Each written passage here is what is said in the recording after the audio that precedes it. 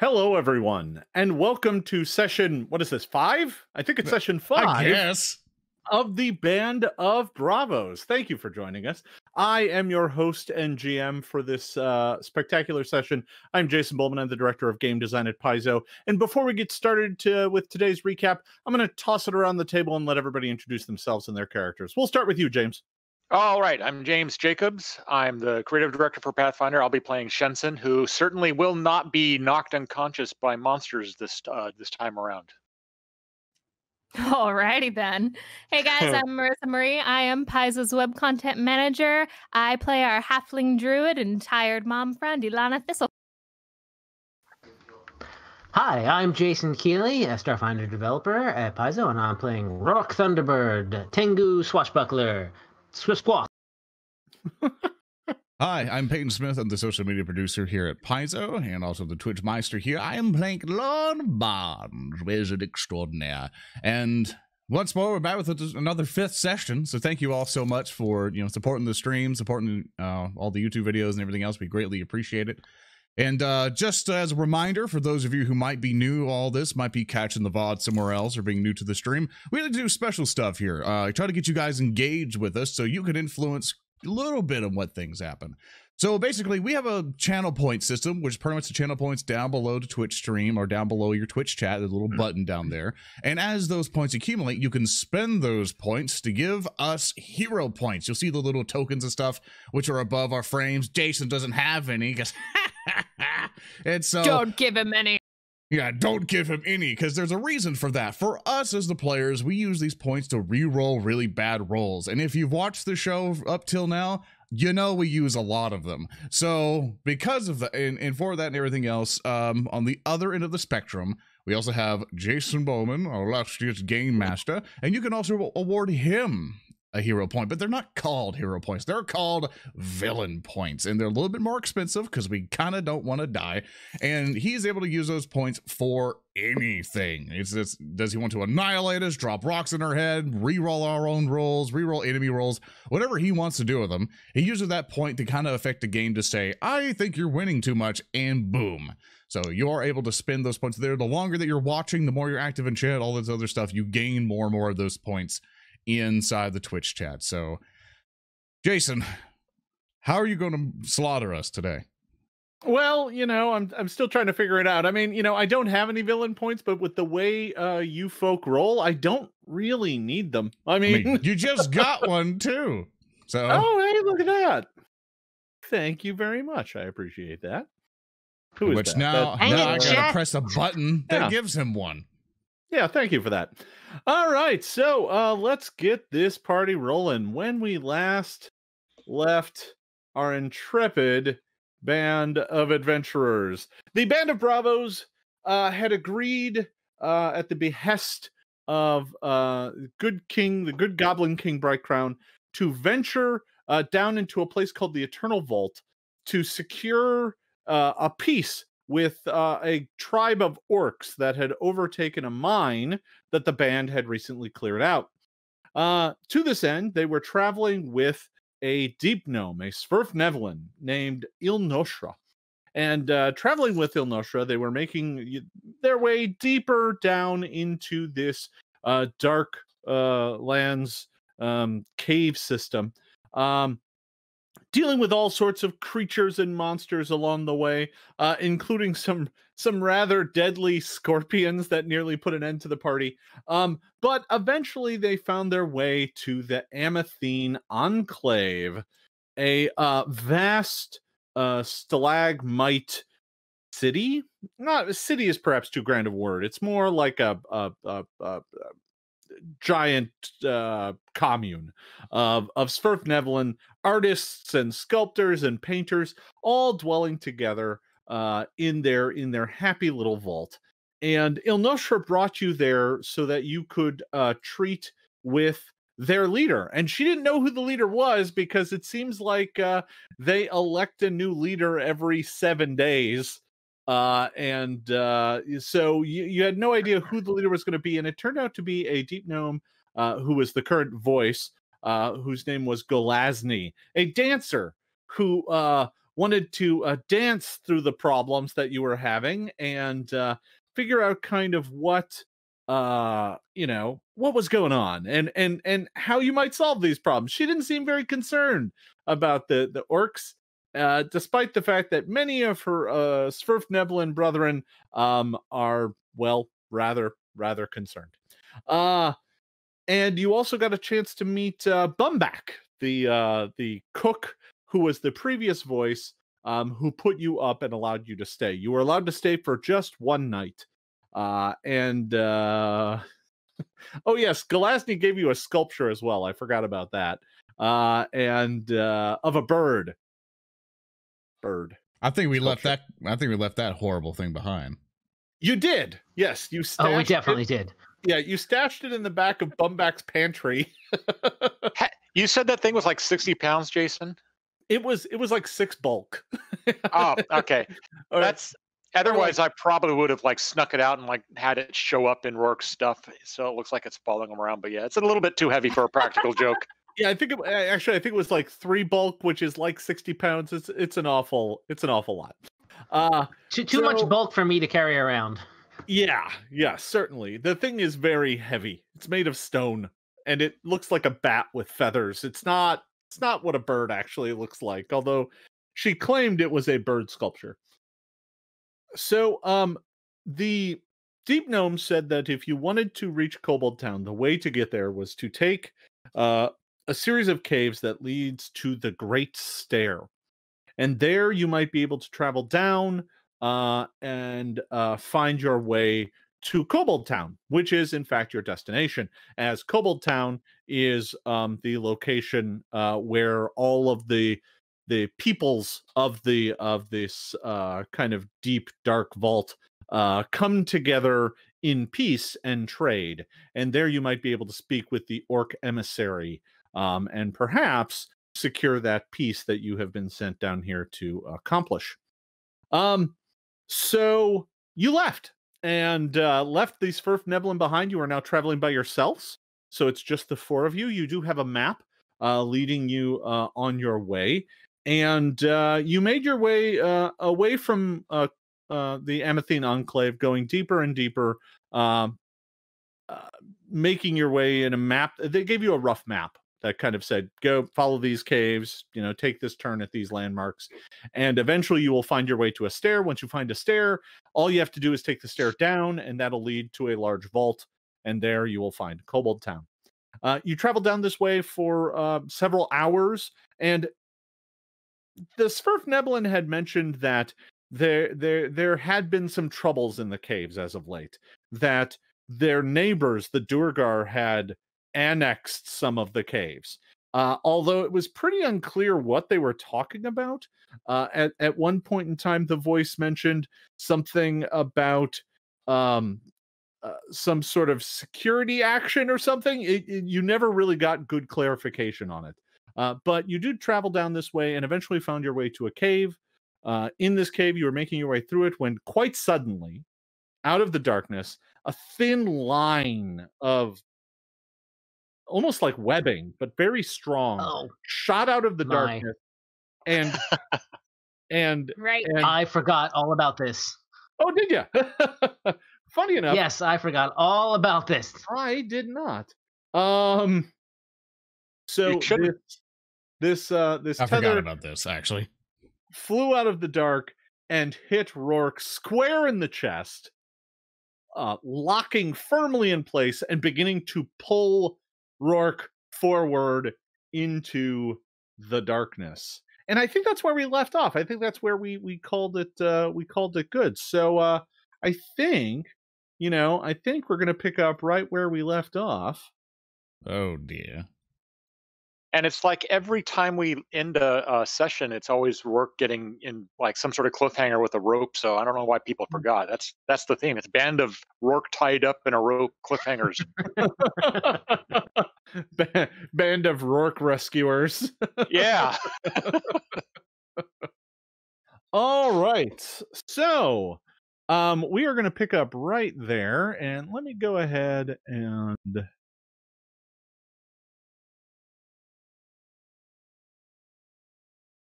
Ooh. critter. Oh dear. There is something up in the darkness of the cave there. You can just barely make it out, but it is kind of crouched and hiding there in the darkness. At this point in time, let me go ahead and bring up the initiative counter. Oh, no. If folks could go ahead and give me an initiative check. I No, no. suppose. Remember, take your character and then the thingy. As I have to learn all over I'm again. happy. There we are. Oh, of I'm happy with the course. 21. Of course it's a 6 and I roll. Of course it's a 6. Let me go ahead and get a turn on here for this critter. And I'm the that's it. last person. All right. So let me go ahead and put these in order.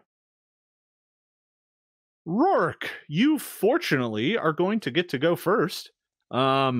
This tether has fired out. You are grappled by it. It is firmly attached to like the center of your chest. If I recalled, I rolled a crit on it hitting you. Not that it Yeah, does you did. damage, but it didn't do any damage. But it did like very firmly hit you right in the middle of the chest. So, Squawk! Roark, what would you like to do? You get to act first. Can I use an escape, basically to action to acrobatics myself out of this, or is it athletics? You can try acrobatics, athletics, or an unarmed attack roll. Any one of those is sufficient. I'm gonna try an acrobatics to get All right. Yeah, go right ahead. 24. So you Pretty good. Yeah, you spin around, pulling and yanking at this tether, and after spinning around a bit, it pulls off. It snaps. Yay! And yeah, I've been caught in guy wires before, probably during the show, and so I know exactly how to spin myself out of it. sure. So you're able to kind of pull and twist and get yourself out of it. You do still have 2 actions. I'm assuming nobody has their weapons drawn right at the moment. So I always have my staff out, which is casting light. well, the staff for sure. Yeah. I don't know why I'd put my scimitar away because it's so shiny. Well, fair. I suppose we are then from traveling where through I'm caves. Yeah, from where I'm standing, I will draw my new now newish magic short sword, and I will raise my shield. All right, I'm you draw your short sword and raise your shield, and that is going to wrap up your turn. All right, so Ilana, you are next. Ooh, let's see. How far does my light go? All right, it's very dark, so I think I'm going to shine some light on this situation and cast dancing lights and cast it out as far as I can get it to go to see what's reached out to attack us in the cave. All right, so you create, let's see, 4 floating lights, no 2 of which are more than 10 feet apart. Each sheds light like a torch. All right, so what I'm going to do is I'm going to go in and I'm going to go ahead and drop a light source in here. Ooh, special effects. No. They're dancing. They're colored light sources. Ooh. What color? Well, I think I get 4, so we each get a color. I think Blue. I will choose green. So 1 green, 1 blue. Oh, no. Gold. Yellow. Gold. Yellow. All right, that's 4. Ooh, I got all 3. Yeah. You can cast that, 30 feet out? You want to put it in the middle of the chamber up ahead? Yeah, each light must remain within 120 feet of me. Okay. And within 10 feet of each other. And, So let's cast it as far as we can. You move any number of lights up to 60 feet. Yeah. Then you So can let's cast it out in the illuminate middle of the large cave.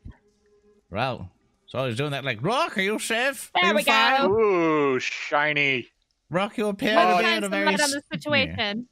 It's a bug. I thought it was going to be a puppy or a kitten. I'm very disappointed.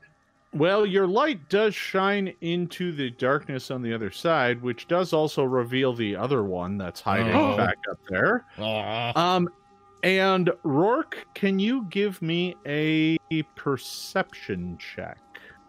Sure. Can I also use my last action, because that was a 2 action, to prep my crossbow? Yes, you can. There's a 14 on the perception. All right, so that's not going to give you anything super concrete. However, you notice some movement between those 2 pillars of rock up ahead. Uh-oh. Yeah, like right about there? Somewhere That back purple- there. Yeah. Yeah. Huh. Oh dear. Yep. All right. It's fine. I'm sure it's fine. It's All not right. fine. No, it's great. It's never fine. Okay. So let me see. I think I can go ahead and delete that. I don't believe him. It's never fine. Thank He you. set this up. I know. He put the tokens there. No, it's great. All right. So let's see. It is now their turn. The one that is that fired a line at Roark just a moment ago is going to do so again. And that's, of course, of course, it's a natural 20. Oh boy. Flat. So Roark, you should take that shirt off that has the bullseye on the front of it. Yeah, apparently. sure, man. No, my buckler has a bullseye on it. I was trying to be Captain America, I guess. And... Okay.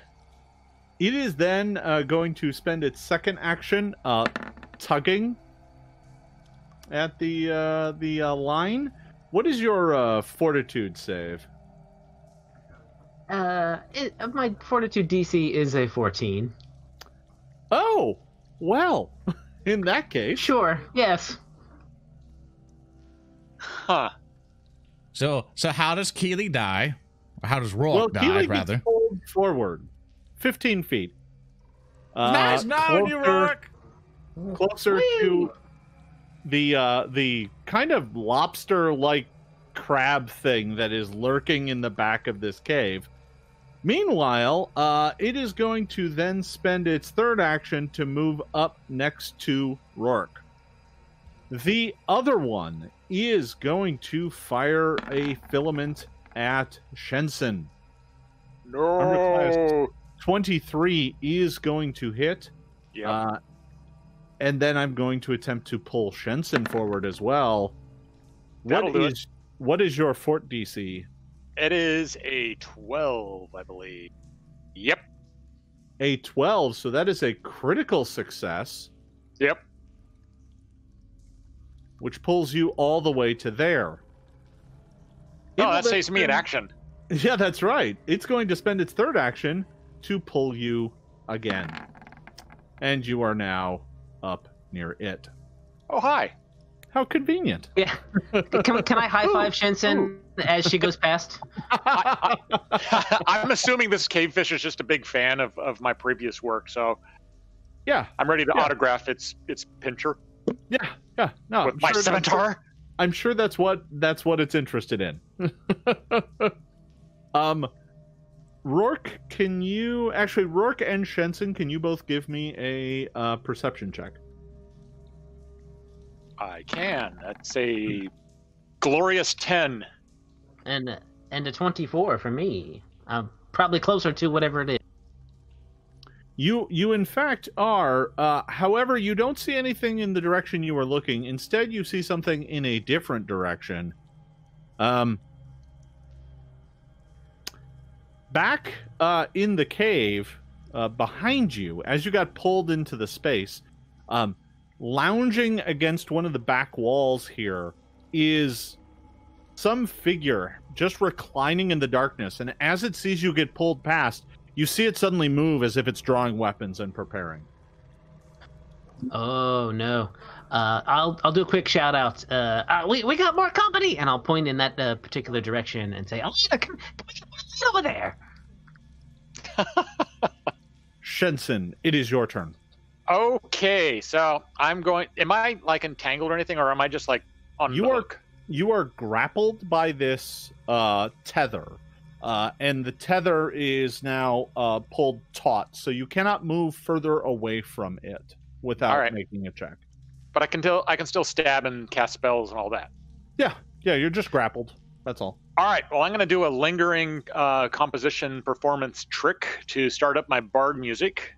So starting the bard performance is 1 action, and the lingering composition is a free action, but requires this performance check of 17.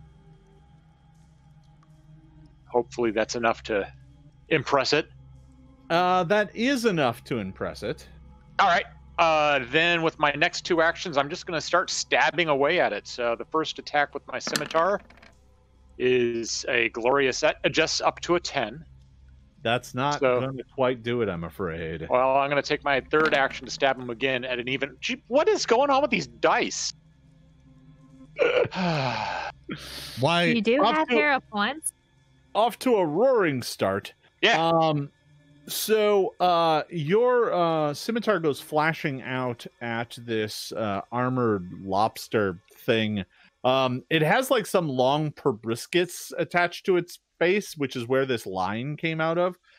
And your scimitar just scratches against its carapace and does not manage to penetrate. No. Lorne, it is up to you. Of course it is up to me. I am wizard extraordinaire. I basically move up to this direction. You know, hearty as if I am not strung up by any horrible beast. Now pretty much cast lightning out in an arc between both of them. They need to make me a 17 reflex save, the DC 17. You may actually have a problem. I'm not sure lightning can arc between them. There is a cavern wall between the two of them. Oh, you technically might be correct. So, but regardless, though, like, it says you do. That would actually be an interesting rules question. Oh, and thank you for the hero point, chat. Thank you so much. Let's see, range 30 feet. Yeah, you know what? It doesn't really say. If they're within 30 feet, I'm going to wager it can bounce around corners and stuff. So, yeah. It goes to start as bad possible. Lightning doesn't care. Yeah, that's right. Sure. All right. Wow. The lightning bounces around the corner and hits both of them. Let me go ahead and make a reflex save. Here it is for the first one. That is going to fail. That's a Shensenastic rule. I made up a word. That's fine. What is it? 8 damage? All right. James, you walked right past Shensational. I don't know why you did that. Because Shensational is when I actually do something rad and awesome. That's why you haven't heard me say it. Hero point right away. Fair enough. I just critically failed the second save. How? So what happens if they critically fail? I don't actually think Lightning Arc has a critical fail effect. No, it doesn't. Oh man, no, it just does extra damage. Well, it's a basic save, so it does double damage. Yes. So, your electric arc bounces around and slams into both of these creatures. Both of them look like they were pretty badly hurt by it, but both of them are still up and fighting. That was Lauren's turn. It is now the bottom of the order, so I need to add. Let's see. Our helpful observer, right? Yes, the person who obviously isn't sitting here waiting like this is a trap to then shoot me with a crossbow. Illustra definitely followed us because she was worried about us. She definitely is coming to help. Ooh, maybe it's one of the guards. Yeah, maybe the 2 guards have been following the entire time, and just like the Spanish Inquisition, just show up to save the day. Nobody expects them. Yeah, we don't need to adventure when the gods are here. I'm proud of us that we got 5 sessions in before we did a Monty Python joke. It's kind of impressive. And I think I was holding on. I think to Peyton has a misapprehension about what the Spanish Inquisition did. It didn't come save people. Like, No. I was trying to keep it nice and friendly for the stream, but we're going to bring up murders. You're the one who brought up the Spanish Inquisition. You are Also, correct. Lauren does have a long, proud tradition of murdering things. Yeah, let's not bring Or it up. attempted murder. Let's not bring it Roark? up in the face of the court. Roark, you get to act first. Yes. Now, I know I can't move any further away from it. Correct. Can I tumble through its space, or am I just completely immobilized by the? No, you can attempt to tumble through its space. I will attempt to tumble through its space. All right. Ooh. It's a 23. Nice. There we go. That was a sensational move, Roark. That will do it. Squat. All right, and then I will end myself up behind it. That gives me panache. And then I will strike out with my short sword. Yes. And you can now see the other figure that is also lurking behind the cave. Gasp! Ooh. Oh, dear. There's a creeper. There's a peeper. It's a creeper and a peeper. Oh, this one down here. Oh, shoot, yeah. So that's a 27 to hit. That does 6 damage. 2 of that is precision damage. A 27 is not a critical hit, but it will do 6 damage. Do you have bard bonuses added in there? Hard bonus is all added in there. Okay. I rolled very badly on that d6. So I will then take my third action to raise up my buckler and also say, I think someone else is back here. Stop lying at me, Roark. There's no ghost here, except, you know. I don't think it's a Roark, ghost. you get yourself out of there, huh? All right, Roark is done. Ilana, it is your turn. All right, well, Roark has moved himself out of the way nicely, so it gives me a perfectly clear shot with my crossbow, which I have failed terribly. Yeah, that didn't go so good. So you move forward and fire off a crossbow bolt, but unfortunately it goes clattering off the cave walls and does not connect. What would you like to do with your third and final action for the round?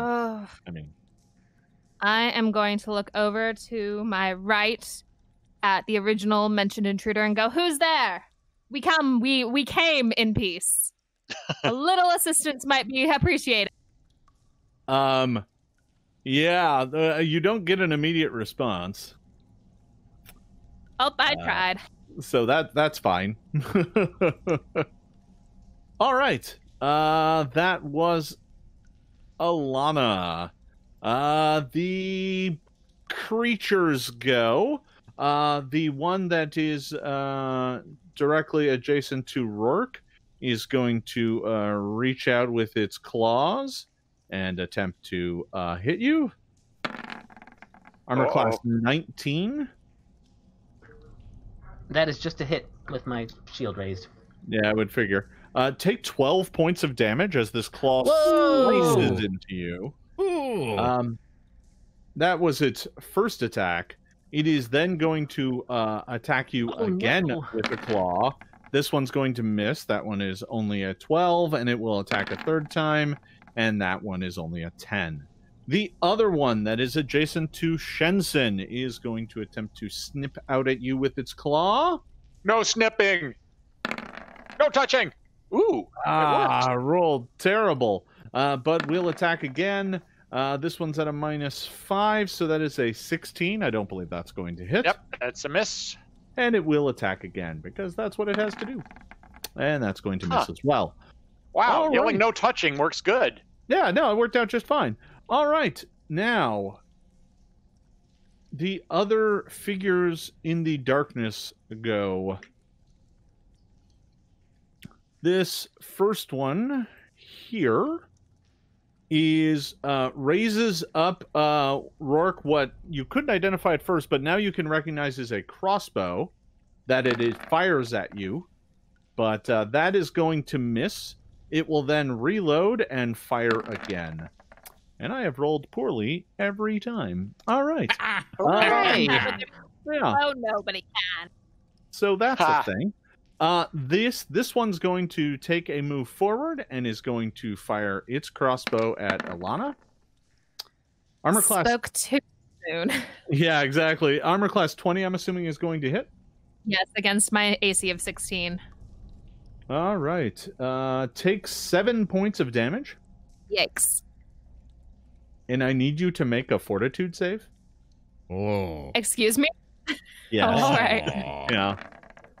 Oh, At least I got a 20. 15. That's so pretty 20 good. total. 20 All total. right. When this bolt hit you, you suddenly felt like the arm that it hit go numb from like the shoulder down, but you shake it off. It's not a Jason fight unless the bad guys have poison, of course. Well, you know. Why is it always poison? The third guard comes out of the darkness. That last one spends his third action reloading.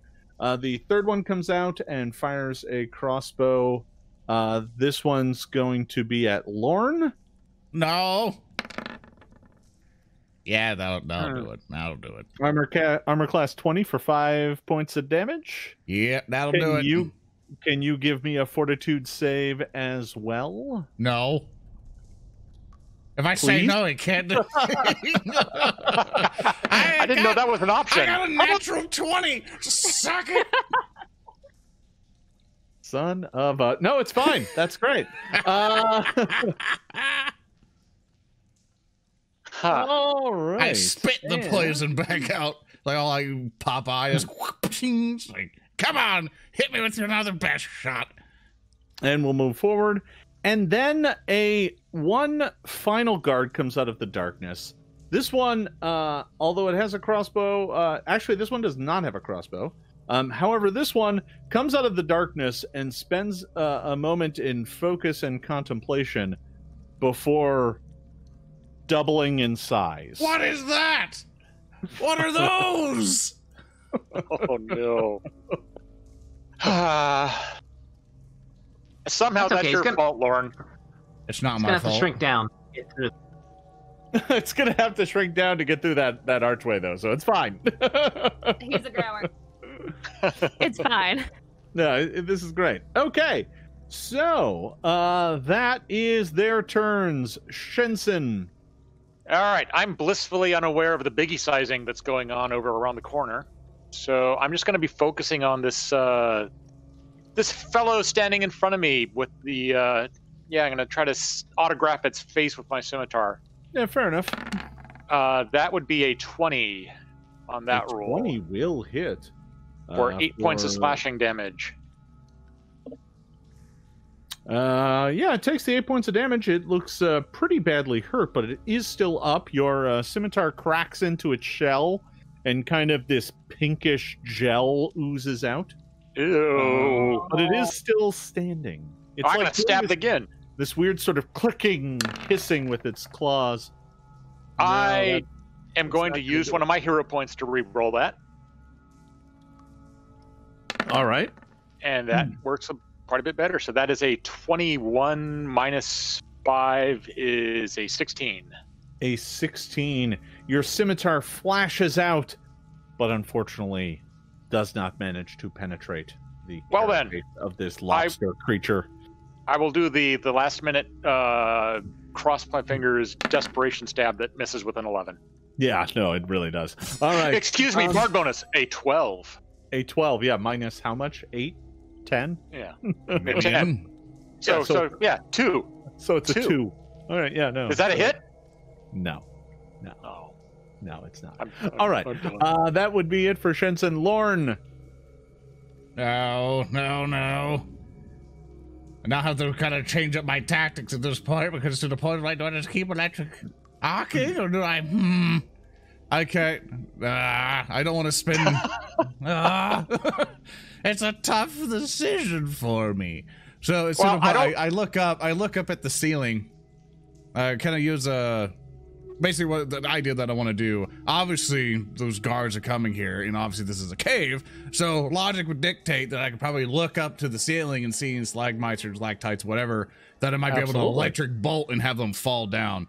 So can I assume I have to spend one action to it for a perception check, I assume. See if that's possible to see. Okay. Yeah.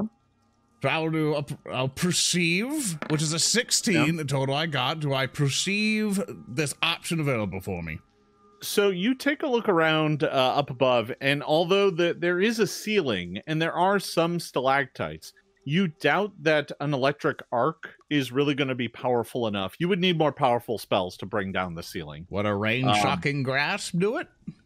No, probably not. You would need like a 3rd level lightning bolt to really do some damage.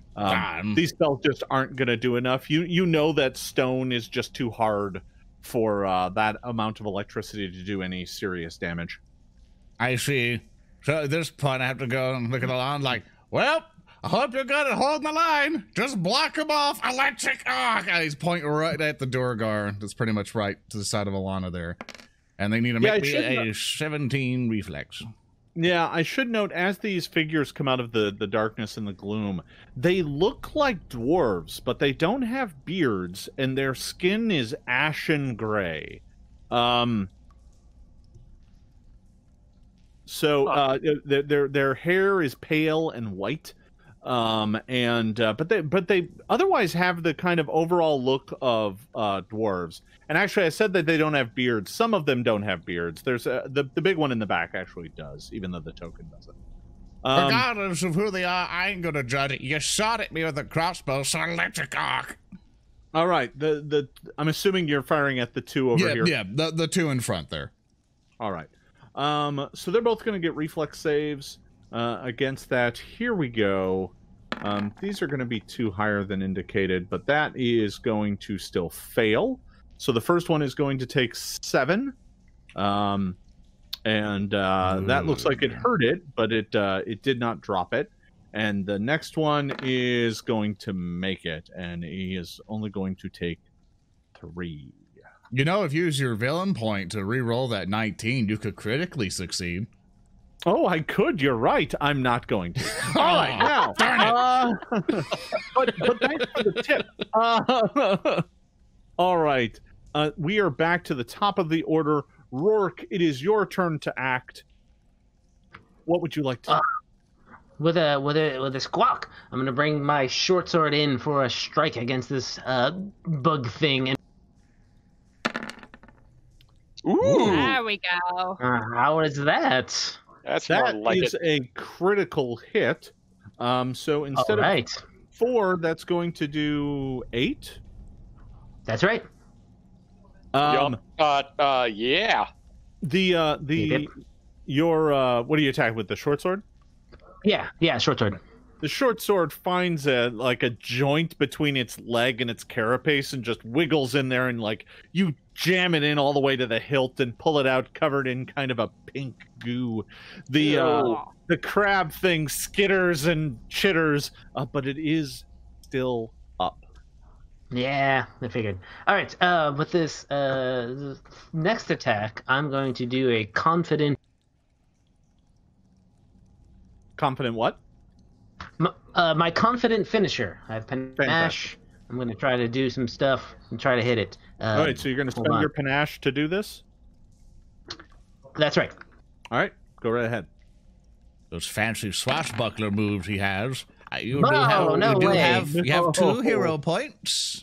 Yeah, I'm going to spend a hero point to reroll that. Yay. Go right ahead. Yeah, this is the time when you do want to do a hero point. Yeah, when you roll a 2 on the die, unlike Lauren, who's sees a 17 like that. It's like, I could do better. Yes, I could do better. I'm a wizard, of course. All right, now that is an agile attack. Is that already adjusted down? Yeah, that's adjusted down. All right. That is a hit for what? 3 points of damage? Well, 3 points of damage, and then you add a what? Just 2d6? 5 more points of damage. All right, so Nice. 8. You with a kind of a proud preening squawk, jab your short sword right through this thing's carapace. It comes out the other side, and it falls to the ground, dead. Hooray! I'm going to spend my last action to get here. Move to the center of the. Yeah, when you deal the death blow, you see these kind of ashen dwarves. The one that's right nearby looks shocked and angry about that. Haha. I think we might have killed somebody's pet. Good. As I get close to Ilana, I'd make sure she can tell that I am very wounded. It got me, Ilana. It got me real good. Ilana, it is your turn to act. I have behind me. Lore errata question. I used my good berry, and my info here in Roll20 says that it lasts for 1 day. Yes. There was some chat saying it only lasted for 10 minutes last week. So what are we going with? Remember Well, the I good know berry we got did- errated? And I Yeah, think we did errata yeah. it, which I think means that you're supposed to cast it and then eat it, and instead of casting it and save it. Yeah. Because that You will... want to... Yeah, that's up to you on how you want All to right. deal with that. Because that does change what I do with my actions right here and now. Well, I can suggest things, but it's your character. Go ahead. I was gonna say, no, I already cast my good berry, so I can't do anything with it now, since that was technically earlier in the Well, day. You didn't know about the errata, so I'm not going to assume that you cast it, because you didn't know. I mean, you wouldn't have cast it and then just let it go bad. That doesn't make sense. So Okay. Yeah, that's not very druidic to like waste food. Maybe Lauren. yeah. How dare you, Shensen? All right. I remember the So we're days gonna when you reverse ate all time my a little bit. rations. All right, I'm going to reverse time a little bit. I didn't cast it earlier. I pull one ripe berry from my pouch. I use one action to cast good berry, and I pass it over to Roark, which it will, once eaten, do 1d8 plus 5 hit points. It takes an hour to cast that spell. Yeah, that's all. Yeah, yeah. Okay, Unfortunately, never you mind. gotta like you kind of use it as like it's okay, and it's also 2 actions, so it would be a complicated thing. I Oh, wow, recommend then just we really casting need that. heal on him. Oh, yeah. Nope. Then Just I'm do going to two. use my wand, and I'm going to cast heal. There's some conflicting info right now. Yeah. Let's just pause on that. I'll have to check it during the break because I think we're getting some pieces mixed up. I don't believe it takes an hour to cast with the errata. That doesn't make any sense at all that it takes an hour to cast and then lasts 10 minutes. That's At the very ridiculous. least, until we figure this out, can this heal taste like a berry? Here I was. I thought I was ahead of the game. Yeah. I had it prepped last week. No. I knew Yeah. something was going to happen. Oh, Gosh darn it. Here's the thing. If I recall correctly, and I think Chad is backing me up on this, it takes 2 actions to cast now and has a duration, and it lasts for 10 minutes. So if you do want to cast that you makes more totally sense. can. But you also Nope. can heal for We're just 15. going to use the wand. Yeah. Yep. So All right. we're just going to use the wand and cast 2 heal spell. And then I'm being extra difficult right now. I want to Sure. knowledge survival on our strangers over here because you mentioned they look very dwarf-like. And see, is it going to be knowledge survival or knowledge nature? It's actually, do you have society? I do have society. It is What? terrible. Well, you know. All right. Them's the I'm already the buggering beans. up this turn anyway. Let's just make it even worse. yay! Yes, That's a you crit. are. It's a natural Hey! 20. And that's karma coming back. Yeah, Yay. What do you're I know looking- about them? Well, not a lot because you're not trained in it, but you do recognize these as Duergar. These are dwarves who have given up living on the surface and now dwell deep beneath the earth.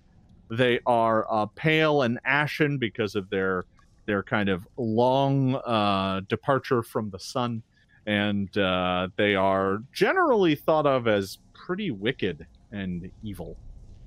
All But right, no negotiating. you're with not them you're not then. 100% sure that that's true. Do they um, speak Dwarven? They do. Well, they might. They might. Yeah, they might. They might. Yeah. That is Ilana's turn. All right. The other crab creature is going to go ahead and it is still alive, so it's going to take a claw strike at Shensen. Armor class Aw. 27. That is a non-critical hit. Takes 7 points of slashing damage. All right. Oof. And for its second attack, it's going to attempt to claw you again, but that is going to be a fail. And with its third, it will attempt to claw you again. And I think this one's actually going to be a hit, as that is a armor class of 18. That is indeed a hit. Take 12 additional slashing damage. As Oh, see, that's what happens when I forget to say no touching. yeah, see, you didn't say no touching, so... Yeah, and it made Yeah. me go back on my word that I wouldn't fall unconscious. Oh, so you've fallen unconscious. I have. All right. Shen, I've already been a pain in the butt. Now I have to go be more of a pain in the butt to help you. Well, in my defense, I was feeling perfectly fine until that thing just grabbed me by the throat and the face and pinched. Yeah, it did a lot of pinchy. It kind of grabbed you by the leg and by the throat and just pinched until everything faded to black. Yay, nap time! Hooray! The dwarf, the Duergar that was down in the tunnel below, moves forward. It reloaded with another action last round, and it is going to fire at Roark. It looks very angry, and it's going to fire a crossbow bolt at Roark. But I don't believe a 16 is going to hit. No, that is a miss. All right. And it's going to reload. This Duergar will move up to here and is going to fire at Ilana. Armor class 18. That is definitely going to hit. Take 6 points of piercing damage, and can you give me a fortitude saving throw as this bolt hits you? 1 moment. You can just try to do what I do and say no. Ooh, 15 and 20 total. Yeah, you've managed to resist it for this moment. This other Duergar is going to move up to here, dropping its crossbow. It draws a mace and is going to swing that at Ilana as well. Armor class that hits. 17 for 3 bludgeoning damage. And I am down. Yay! Roark, you did get the heal that I did give you last round, right? Yeah, that topped me off. So, thank you. All right. The now enlarged, embiggened Duergar is going to spend its first action to squeeze up into this space here.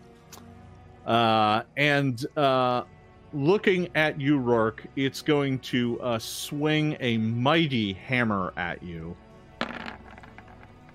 Oh.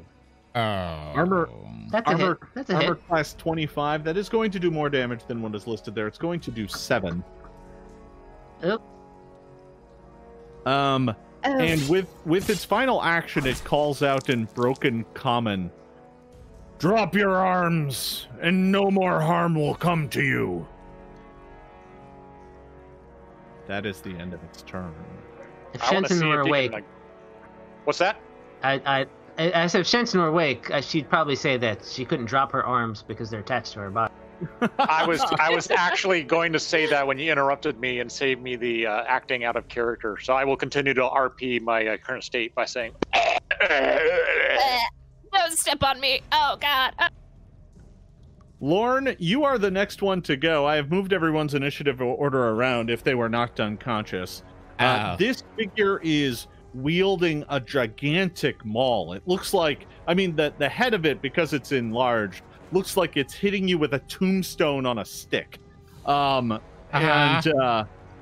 it is kind of holding it and, kind of doing the menacing look at you. What do you do? I look around at all my dead friends, and I kind of just look down and go, "Oh, we surrender!" And I just go bring up my arms and drop my staff. Okay, we surrender! Please don't kill me! I didn't want to come down here anyway. Hero! We didn't want to come down here anyway.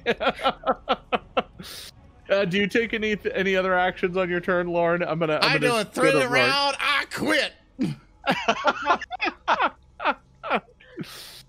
Roark, do you have any actions that you would like to take? I'm gonna sheath my sword. Sorry. Sheath, all right. And sheath it up, and also sort of put my hands up in a surrender, and say, yeah, please, you'll have to let us tend to our wounded friends here so they don't die. Mercy. All right. So I'm going to go ahead and drop you out of initiative order. So the leader of the bunch, the big one, steps forward and makes sure that all of your weapons are down, and says something in a kind of short guttural tongue. I don't, Lorne, Roark, do either of you speak Undercommon? I will double check. I do. So you recognize the tones of Undercommon as the leader barks orders at the others to secure the prisoners, and it says, and this is in Undercommon, by Droskar's will, ensure that they survive. We don't have the proper permits to kill them. And the Duergar go running off to Shensen and to Ilana and begin treating their wounds. They wrap them up. They break out poultices and bandages, and both of them are stabilized in short order. I lean back to Lauren and I say, saved by paperwork. This is going to need a bit of a punch-up when we rewrite this. Tell this again. I have a quick question, Roark. I look over to Shensen. Yes, Is Shensen still getting eaten by the cave thing? No. As a matter of fact, the Duergar here goes over here and does a number of hand signals at the lobster thing, and it promptly begins using its filament to tie up Shensen. Mm-hmm. Like, almost as if it's trained. Yeah, right. Yeah, Roark seems to be came here highly unprepared. I expected maybe a couple guards stationed, not an entire blockade.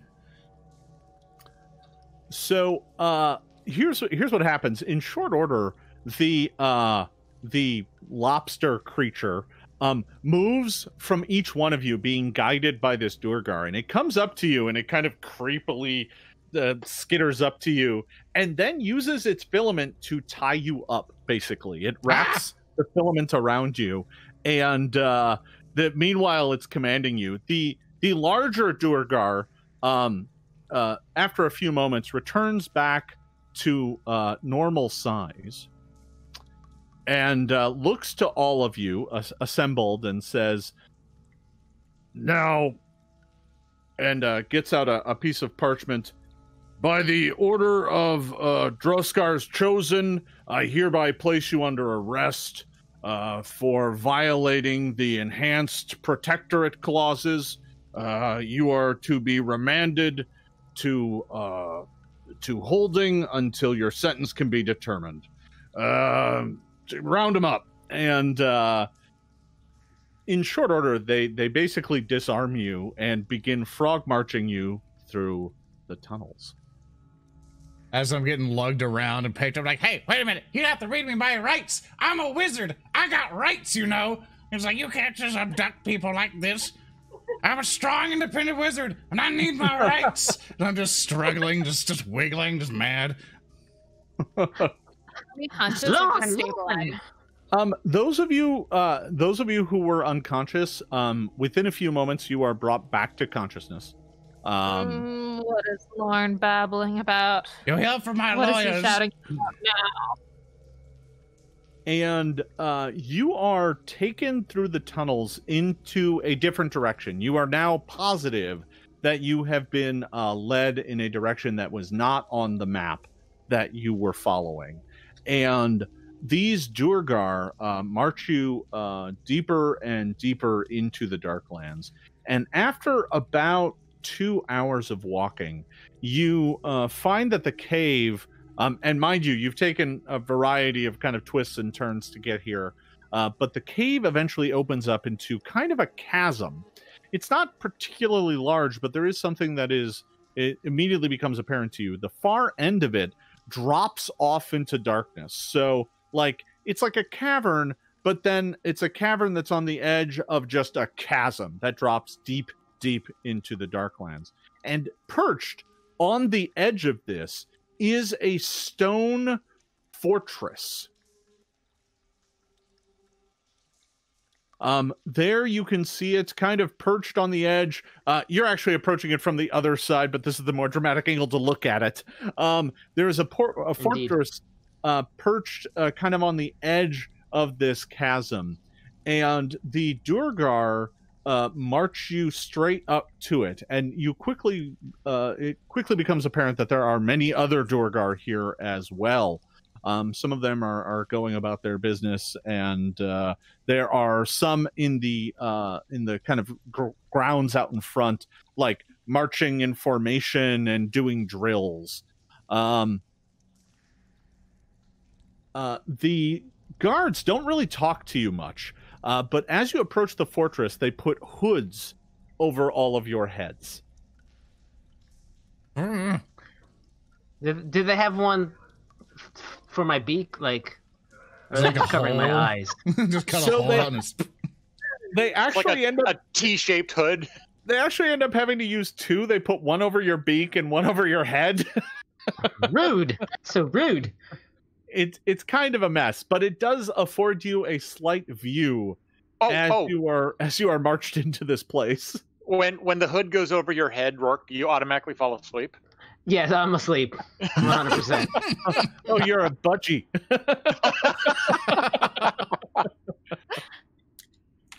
So, you are marched somewhere inside this fortress. You hear like iron grates go up and close, and doors open and close. And after a few moments, you are roughly sat down on a stone bench. And your hoods are removed. Oh, that is not good. No. And you are in a office of some sort. You think? And An you office, can you see. say? Yeah, you're like in a. There's like a desk, a wooden desk. Or actually, sorry, it's stone. There's a stone desk. On it is like an inbox covered in piles of papers and folders, and an outbox filled with papers and folders. And Lauren, he's not a manager. I'm just waiting for him to tell me that this guy's sitting at a desk so I can do my thing. What are you talking about? Just tell me he's sitting at the desk for all that is, for all the gods in Galarian. Please tell me he's sitting at a desk. And behind the desk is this Durgar. Excellent. I'll get on my artistic needs. You can keep going with your thing. Well, I'll tune in at some point. The Durgar is shuffling some papers and staring down at the stack of them, and then he looks up at you and says, "I am Captain Cranar. Do you know why you've been brought here today?" No, my rights were never read to me. Sit there. No, Lauren, they actually did say a thing. I know, that's the we problem. We apparently violated some law. We some protection acts. Well, we are just travelers through these caves, looking for the Great Stair. Ah, yes, I can understand how you might be confused. However, ignorance of Droskar's law does not make you immune to Droskar's law. Do you understand? No, of course not. Yes, of course. We just would beg for some leniency on the matter. Well, I will see if we can apply for some leniency for you, but first, I'm afraid I must process you.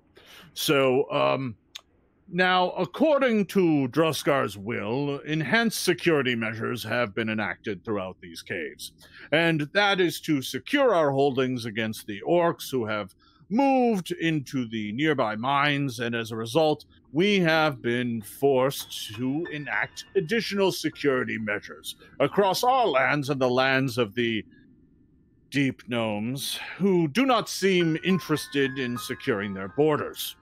Do you understand? Yes. We understand perfectly.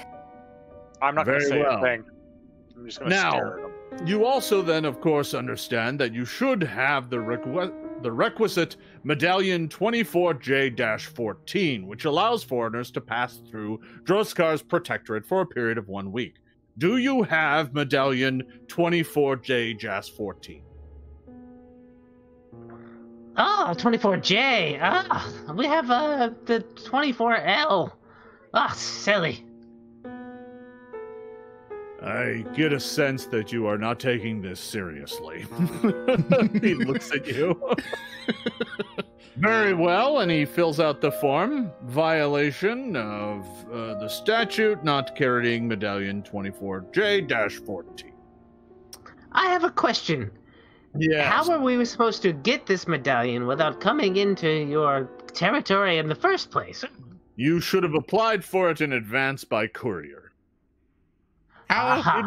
It is all in the paperwork, and he pulls out a giant book filled with, like, it is clearly like a giant law book. I sit there and I'm just appalled by just how I'm just like, how do we even know you exist? First off, you didn't have any checkpoints, no borders. Like, this is in many violation rights of multiple laws I even am aware of. Your system is like, and I just sit down, mad. He looks at you and says, do you think that just because you bypassed our checkpoints that we should tolerate you trespassing into our area? I think not. Maybe you should have better checkpoints and people wouldn't just easily go by. Smarty pants. Well, perhaps we shall work on that. But until then, it has also been brought to my attention that you are carrying more than 4 drams of liquid, and such liquid was not separated into 1-dram vials. This is in violation of Droskar's Code 642, subparagraph 3. Do you deny it? You did not just TSA us. I'm just hitting. This is out of character. I'm just banging my head on the desk. You just hear. Poof, poof, poof. I was like, oh gosh. Lauren. Yeah. You have a hard head. Full-size desk or a full-size desk? It is a very large wooden or stone desk. Is it mahogany? No. I can't even see over the top of it then, so I'm just kind of standing there. Oh, well, you've all been placed on a bench, and I should note, by the way, you've been bound, all of your weapons have been taken, and your, like, backpacks and whatnot taken off. They haven't, like, removed everything, although they did take your shoes. Hey! Joke's on you, I never had it. Which, by the way, I don't think I had any violation. Now... Oh, does this whole place run on a no shoes, no shirts, no service clause? Yeah, he's flipping through this paperwork, and he says, now, it appears that you are transporting remains without medallion 72K-2, which is required unless you were taking the remains to be interred. Were you taking the remains to be interred? I lean over the Roark. We were. They were left scattered, and we were trying to take them back home. Yeah.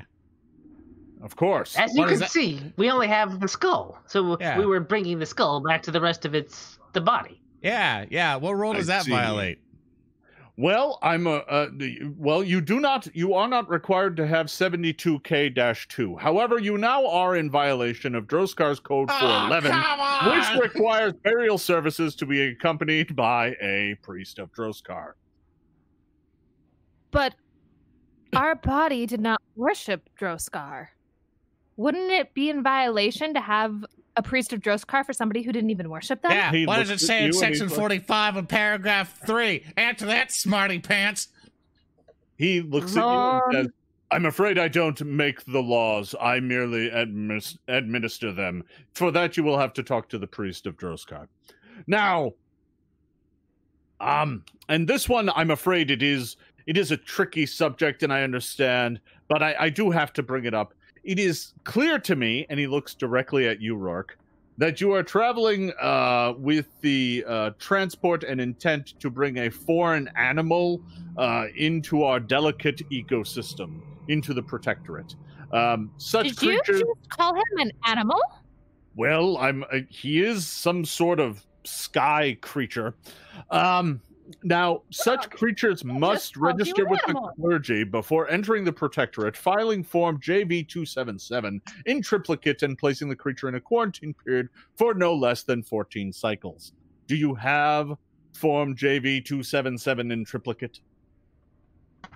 I lean What over do to you Roark. think? It's like, you got the paperwork, right? Roark, he just called you an animal. No. I'm not happy about it. Is he discriminating against you? Well, I'm afraid that will, of course, add to the charges. I have a question. Is there such a thing called? It's an out of game, out of roleplay thing. Is there? Oh, is sure. there actual lawyer lore? Yeah, there's law lore. That's a thing. Yeah, like not law, like specifically lawyer lore. Is it just categorized in law lore? I think it's just categorized under law lore. I think like if you have the barrister background, you get it. For example, it's legal lore. Folks in chat reminded me. I'm It's not so law. mad now I didn't take it. Because if I knew if I were to do anything court case wise, I was going to be so happy. I feel that. I was thinking about pulling charlatan for a little while. Oh, that's just, I went wizard with arcana stuff, but it's like, no, of course. Arguing's the one thing you like to do. But no, but of course, Lawrence sitting here at this point, just fuming mad at this point. He's no longer gonna berate the dwarf. Well, the Durgar, Captain Kranar, looks at all of you and says, "Well, what do you have to say for yourselves?" From what I've seen so far of this, can I attempt to? I am actually trained in society. Can I attempt to roll on this and then just to try to figure out if there is in a sort of a very bureaucratic society as this one, if there is. I know I can't tell, but I probably haven't seen Durgar stuff ever before. But if there's some not loophole, but just some asylum that we could plead for. Sure. Holly. Yeah, you could give me a society check just to kind of know what you're facing here. No, I'm too mad about it. I feel like, No. I think that's an excellent We got a idea. 9. Do any of You were have bound, religion? gagged, and called an animal, so Do any of you have religion? I do. Religion I might do. give you a leg up. Go ahead and give me that Or roll as well. What about diplomacy as well? Well, right now we're kind of doing the let's see if the party knows anything. So Shensen, actually both Shensen and Ilana, you both know about the same thing. He's mentioned Droskar a couple times, and while neither one of you know an awful lot about Droskar is a deity that's all about like toil and work for the sake of work. So like the fact that this guy is bound by layers and layers and layers of endless bureaucracy kind of fits with that pretty well. So you're wagering this is like some weird religious cult of Durgar who take Droskar's will to the extreme. You're an emissary for the Goblin King. Wouldn't you perhaps have diplomatic immunity? I'm going to. Well, so far I have been very quiet this whole time because I know that if I start talking, everything that I'm going to say is just going to get us in really big trouble. I don't trust myself to react vocally in the presence of this pure, unadulterated bureaucracy, which is giving me such a case of the hives that I'm surprised I'm not just like collapsing in a pile of blisters. So I'm just going to look back at you, Ilana, and just kind of like bite my lip and like nod my head just very, very briefly, yes. Where's the paperwork? Yes. Where's that form? Where's the paperwork? I'm going to kind of look at my character sheet's deception check. All right. I'm going to take a deep breath. Yes. The paperwork was submitted to all appropriate people 2 weeks before we attempted this journey, and if it has not arrived, then I'm afraid that you're going to have to file the proper retrieval protocols. And until that arrives, you cannot take any actual action to incarcerate or detain us from any further transport through this kingdom. He's well, go ahead and give me your deception check. All right, that would be a 20. Can I? Good. If the DC, can I back him up? Because I'm trained to society, and I kind of like see what he's talking about. I'm like, oh yeah, that's a good angle. And I'm trying to diplomacy. Yeah. So can I roll Can we society help to see if I can help him out? Yeah, you can try and give him a boost, but what are you gonna say to give him a boost is kind of what I'm looking for. It's kind of listen to him and stuff like that. It's like yes. I'm gonna give. No, go ahead. I'm gonna give you the super intimidating, angry, don't open your mouth glare. Okay, I'm intimidated by Shensen's glare, and I shut up, and I'm sad. All right. I'm going to try and diplomacying my way out of this. You had a decent enough deception. So, the Durgar kind of is looking at all of you, and he's like, well, I will have to, of course, check with the clergy to see if your paperwork has been filed. I can't just take it at your word. You clearly don't have the medallions on you. If you had filed the proper paperwork, you would have them on you.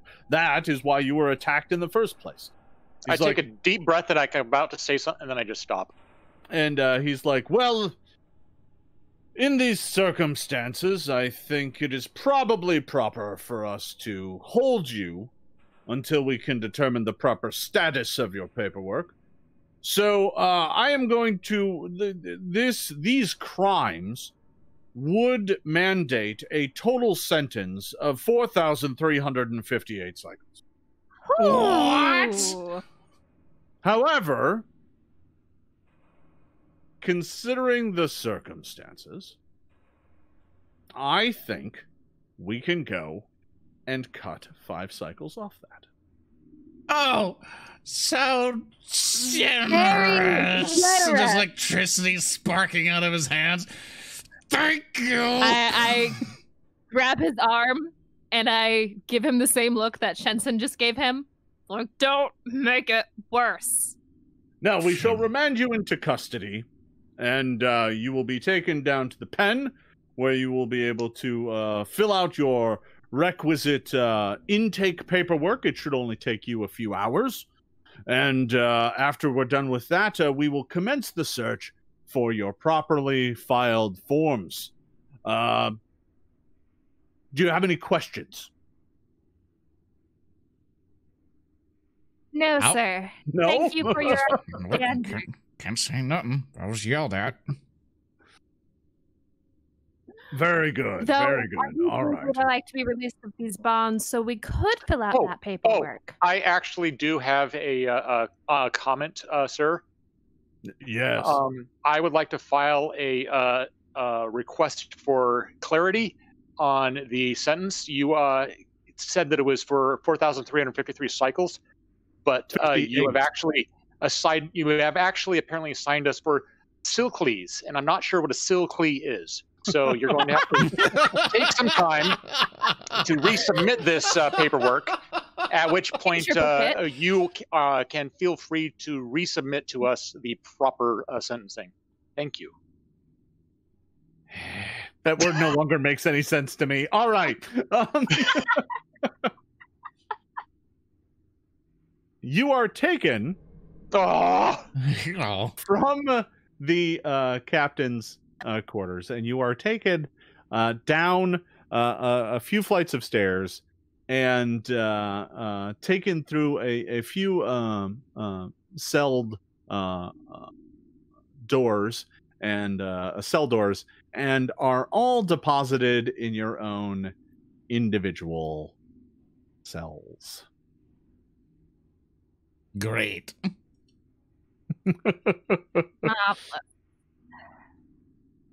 And there is a Durgar who kind of walks up and down now and again to check in on all of you, but he otherwise doesn't really interact with you, and you are all now in your cells. What would you like to do?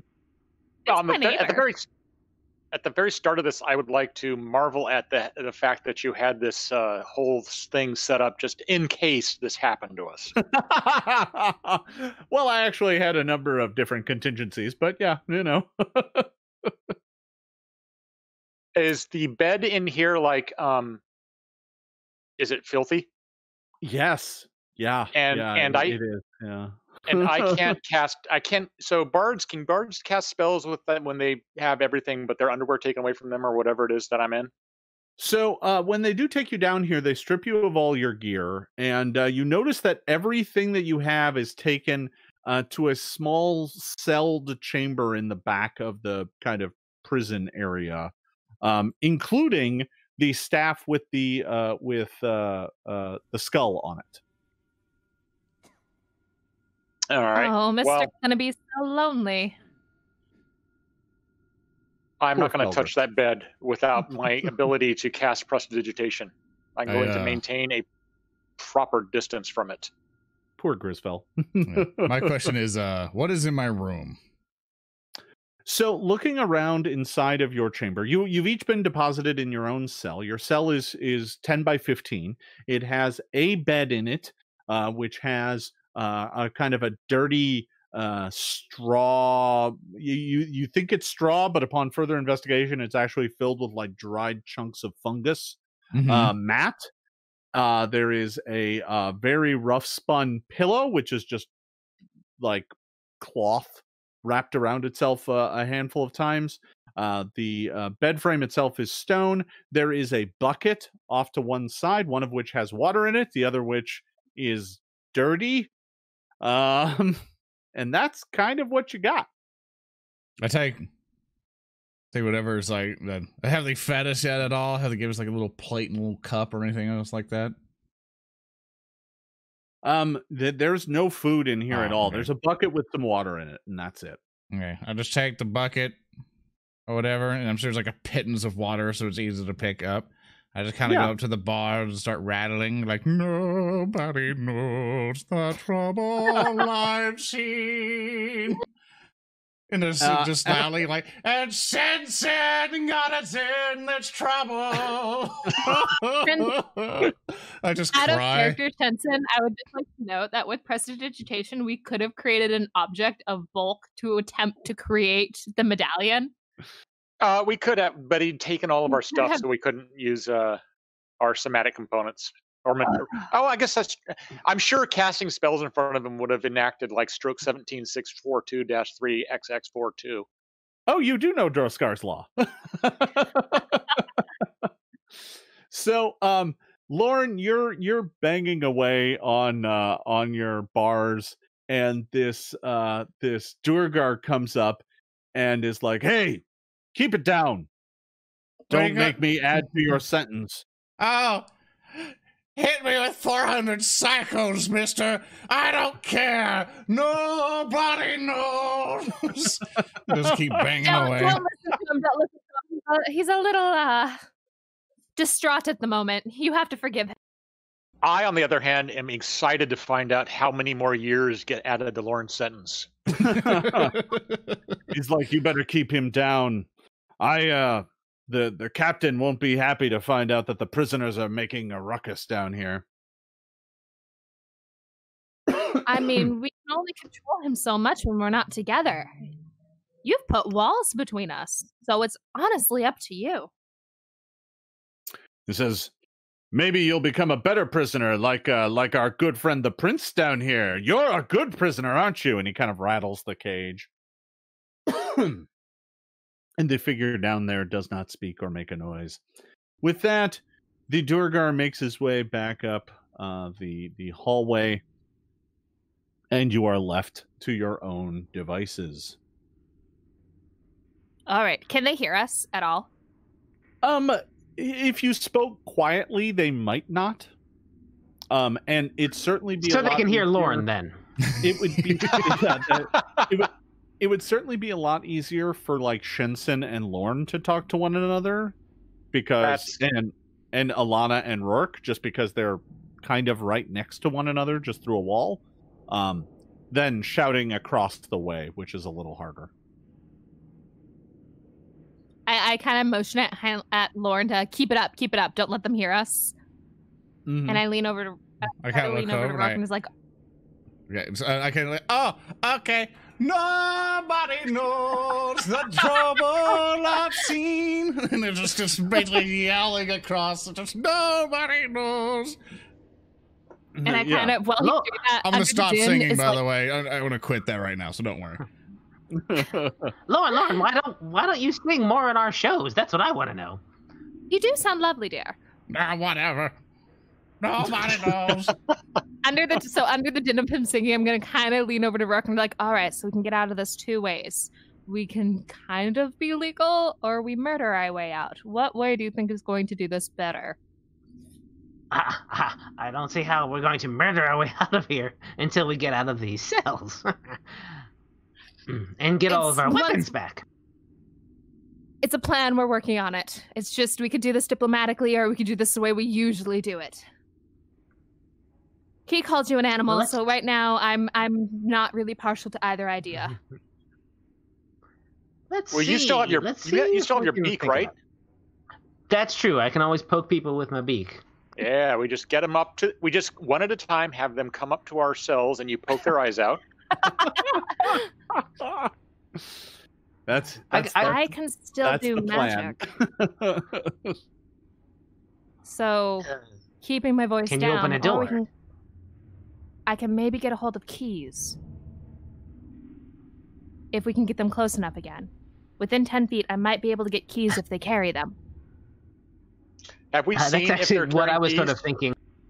Yeah, I didn't against roll perception. The guard that's wandering up and down the halls does not look like he has keys on him. Mhm. I'm going to actually have Jason.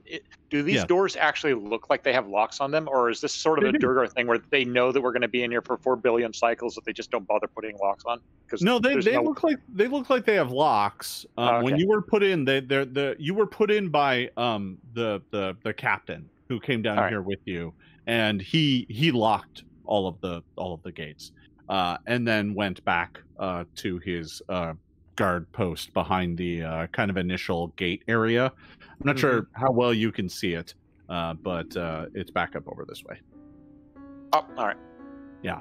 So you're all in these cells, and then you saw into kind of the central area, which I'm wagering you can kind of see on the map, Yep. where there are like some large benches and tables. But the north part of that is all walled off by bars. There's a desk there, and it looks like that's where the captain hangs out. And there are more Durgar there, and that's where the stair was to get out of this floor. It doesn't look like there's any other way in or out. What I thought is can Mr. Grimms up here, even if one of us isn't near the skull? Grizz is required to be within 10 feet of the skull. I mean, let's say we can't contact him. Never mind. So you're left in here for a little bit, and you talk it over and whatnot, and are chatting about what to do next. The Durgar don't seem to pay you any mind. And after about 30 minutes or so, one of the Durgars comes back out with the keys and goes and opens up your cells and says, "Mealtime." And you're all allowed to leave your cells and come back to the central area where there are these benches. And on the benches, there is a giant bowl of these huge pale grubs. They're like giant witchetty grubs. Oh yeah. And you're allowed to go to the table to have lunch.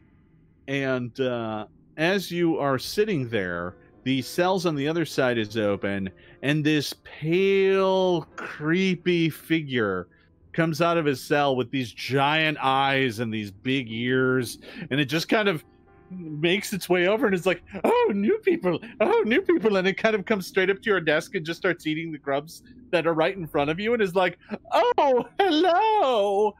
And that is where we're going to take a brief break. So we're going to take a short break here, everybody. We'll be back in 5-ish, 10-ish minutes, and we will pick up the action. And welcome back.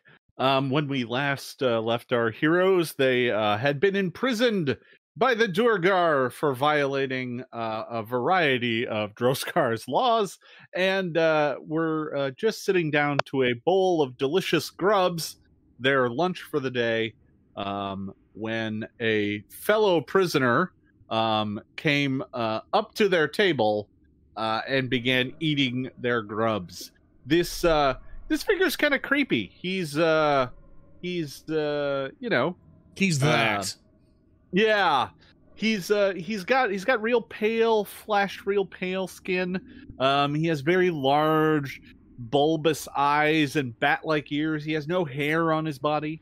And he's like, "Oh, newcomers. Yes.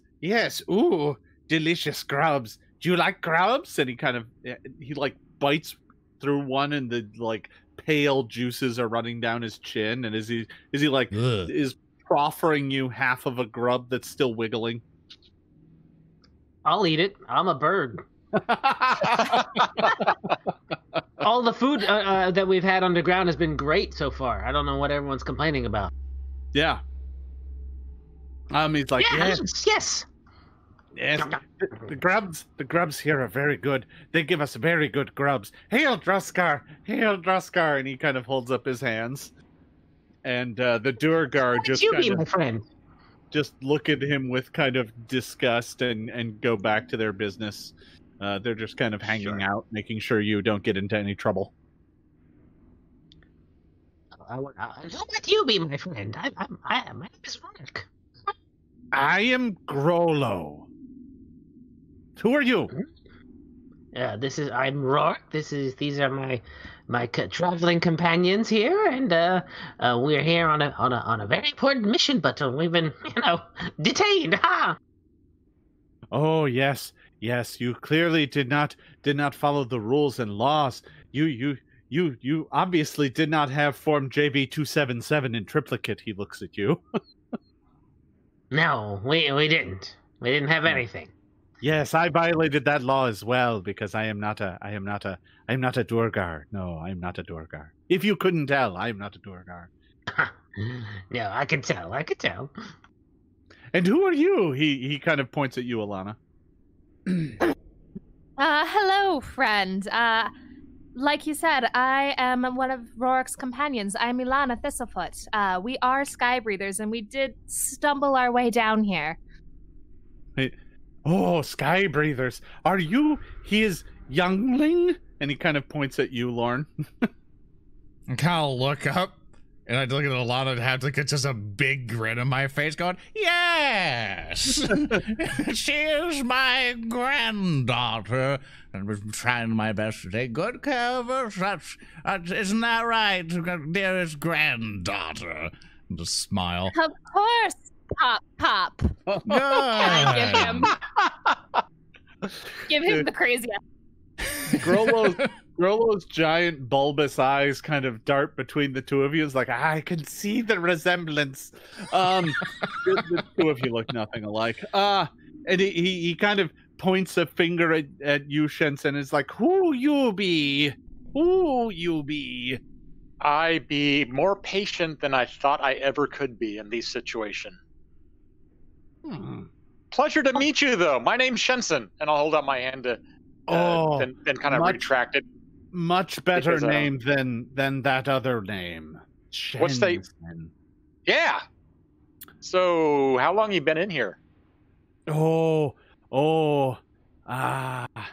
Let's see. 28,458 cycles. What? That's a long time. I'm going to just take that as stride. Is he kind of skinny looking? Yes. All right. Yeah. I'm going to kind of size him up, and it's like, you obviously haven't had enough grubs, and I'm going to hold out the grub that I had on my plate for him, and it's like, here, have this. In fact, these grubs, they have more of these grubs out here. They bring them out to us so few at a time. We could put together and maybe get to all of the grubs if you want to help out. He's like, no, I am fed enough grubs. And he takes your grub and just kind of like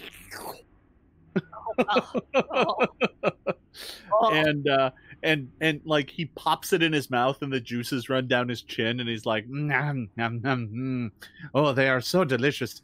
But do make sure to save some. They do not feed us these every day, and they are very delicious. These are the best food. That's what I'm trying to tell you. We can get all the grubs we want if we take over this place. And he looks over at the other table where there is another bowl of them at the other table, and he's like, do not take those. Those are for Bulg. He will eat them, and he will be very angry if you eat them. So do not take them. Who's Bulg? This is a very interesting name. A few moments later, a figure comes out of the darkness, and this one is tall, muscular, well built, has no eyes at all. The skin is just smooth across the front of its face, but it walks with kind of an understanding of where everything is, kind of gets up to the table and is like, and just kind of sits down and reaches forward to the bowl with a big, giant, meaty hand, grabs it, pulls it forward, and just starts devouring these things like a handful at a time. That's Bulg. All right. Bulg is Bulg is very, very Bulg. As you can see, very Bulg. Yes. Do not mess with Bulg. Well, I mean, he obviously looks like he likes grubs too, and if we take over and get access to the grub pits that they certainly have just behind one of these doors, Bulg will be our friend because we'll get him more worms as well. He kind of looks at you. Bulg does not have friends. Bulg has Bulg. That's all Bulg wants. I tried to make Bulg friend, but Bulg hit me with fists until I became very understanding that Bulg not want Grollo's friendship. I'll lean over and look over down the tables and like, have you ever seen Bulg not get his bowl? And does he beat up those who take his bowl? He is very hungry and very big. So they feed him. By Droskar's will. And he kind of holds up his hands and looks at the guards. Hail Droskar! And they're like, they just kind of... I look at the rest of my companions and I kind of whisper in going, do we want to try to find a way to get Bulg to be very angry at the gods? I just nod yes. I may have a plan if I can propose, if no one else has anything. I'll maul you. Good. As you see... go ahead. No, I just wanted to point out. So, you can now see into the chamber down here at the bottom. I put Grisfel's token down here just so you could see it. But there is a chest and a crate down there. Those are closed up, but your staff with the skull on it is just propped off to the side. Yeah. Because it wouldn't fit in either of them. So that's just down in that chamber. Just so you know. I just wanted to clear that up because you just got to this area. Yeah. So I lean over and I go, so I can magically, because they can't take my magic away, send the bow flying towards one of the guards, and we can all yell, Bulg, watch out, the guards are taking your grubs away. They're never going to feed you again. And Grug may get angry, and then go after the sound, and then beat up the guards. Grollo says, that would cause trouble. Trouble adds to all of our sentences. Do not cause trouble. There's no more sentences if they're all dead. Does the bowl of grubs like make a distinctive sound, Jason? They're like large like earthenware bowls. So I mean they're they sound like ceramic on wood, right? I mean, but they don't like go like a little over the top, like creepy crawly sound. Oh, you mean the grubs? Yeah. I mean, they make a little kind of a weird. They're in kind of a weird mucusy sauce. So there is kind of, as they writhe around in there is kind of a little squish. Right. Yeah. Because I was considering I could make that use ghost sound to make that sound seem to come from one of the Garsh, but it's pretty quiet sounding. It's not like the type of thing that an eyeless grub aficionado would key in on. Yeah, you're not sure if a grub aficionado would fall for it. Yeah. We might be able to send it down the hallway and send them all down the hallway and just make our escape while they're distracted. Well, I'm assuming also all these doors are locked, so. Yeah, I'm the strongest person in the party, and I don't think I can bust through them. Yeah, there are, between you and the captain, who is sitting at his desk going through paperwork right now, between you and him, there are gates and bars, right? You can see them on the map. Also, and I'm assuming that this is all happening more or less on the same day in which I have 1 hit point. Yes. Yeah, you haven't really rested up yet. Yeah. Yeah. So there's that. Okay, so here's an elaborate plan if we can't think of anything else. We have the big boy there who still seems to have maybe a couple balls to go through, I'm not sure. Take his bowl away, which will make him angry. Try to frame the guards in some way. Maybe they come out to restrain him, and then we quickly at that point try to find which one who may have the keys, and then try my magic again to swoop the keys right out, put it under my robes or put it somewhere, and then we'll have the keys, and then we make a breakout at that point, and promise our little small fellow there all the grubs he wants, just so he can help with the distraction. Grollo looks at you and is like, I'm not helping. I am a good prisoner. That is why Grollo gets to go home in only 2,418 more cycles. You know what's better than a good prisoner? A free thing you are. Thing? Poor thing. I am a thing. He kind of looks sad. No, you're a deer. You're a deer thing. You're a person. Oh. He wanders away and goes sits on the barrel. He's just like, I'm gonna show Lauren how that feels and just kind of move over to Keeley. I take up like both seats. I Sitting in my lap. I stretch out a little bit, take up all the elbow room. Also, Roark, are you actually up on the table, like just pecking up grubs? No, I'm sitting down and Okay. eating with my hands like everybody else, like a civilized person. All right, because your little dude was sitting on top of the table. Is all. No, that was a bench. Oh. Yeah, it is. yeah. There's benches along either side. Yeah. Oh, okay. Like the table in the middle and the benches on the side. Yeah. So, you've been discussing this, but as you've done so,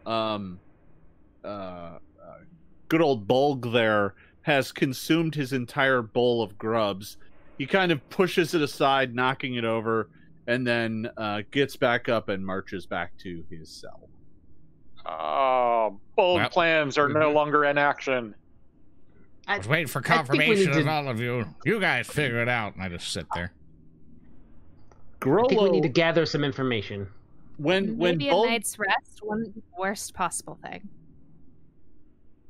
When Bulg gets up to move, Grollo is immediately like shrinking and staring at him with big eyes, like he looks nervous. Everybody at the table, give me a perception check. God. Ooh. I shall Hence. now perceive. I got a 16. I got an 8.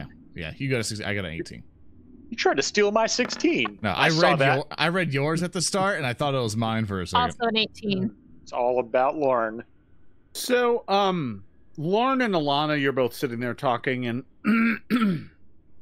when you look down here at the staff, you notice that for just a moment, it kind of wiggles a little, like the skull kind of glows just ever so faintly. No one notices this, not even Grollo, who's sitting right next to it, because he's not looking in that direction. But it almost does it when you look at it. So, How wide are the bars apart? Like, would we be able to lift the skull bars?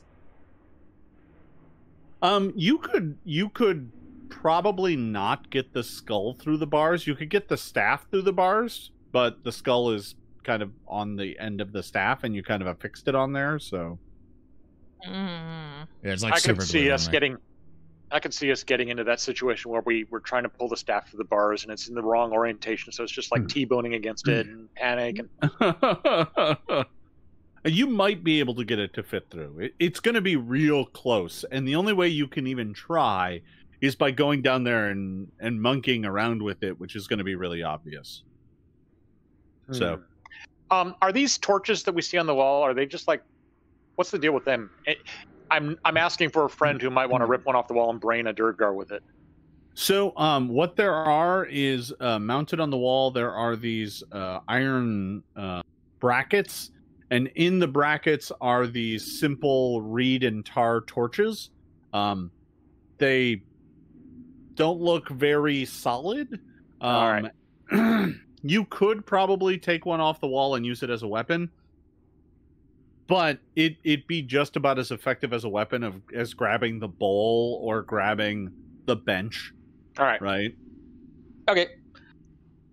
But, not nothing. Yep.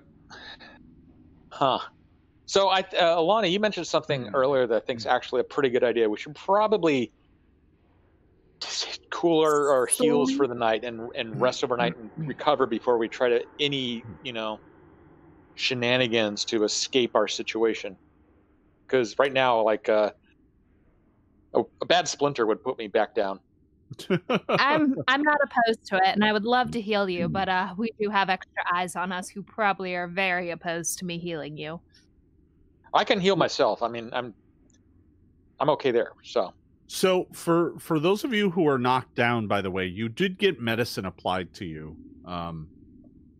So let's see, Shensen, you got back 8. Yay! And Ilana, you went down as well, right? Yeah. Yeah, you got back 8 as well. Well, that helps. What about those of us who were only wounded? They only applied medicine to get you back up and walking. So if you were wounded, they left you wounded. I look at the skull or whatever that's kind of inside and stuff like that, and I remember how far he can get to me, which seems to be a good enough distance to get in front of me. And I look at the little creature and I go like, "Hey, psst, hey, you want to see something neat?" Grolo's like, "Neat? Yeah, I like neat." Stand to my left here. Stand to my left here. Not in front, but a little bit to the left here. Now, have you ever wanted to see a spear? A little bit right on the map is what I'm kind of indicating. That one right over there. So have you ever wanted to see a steward of Droskar? A steward? A spirit steward. You know the legend. You know the legend, right? Whenever one comes forth, you are one of the chosen ones, and you must go full free to spread his word, right? He kind of looks at you funny. Give me a deception check.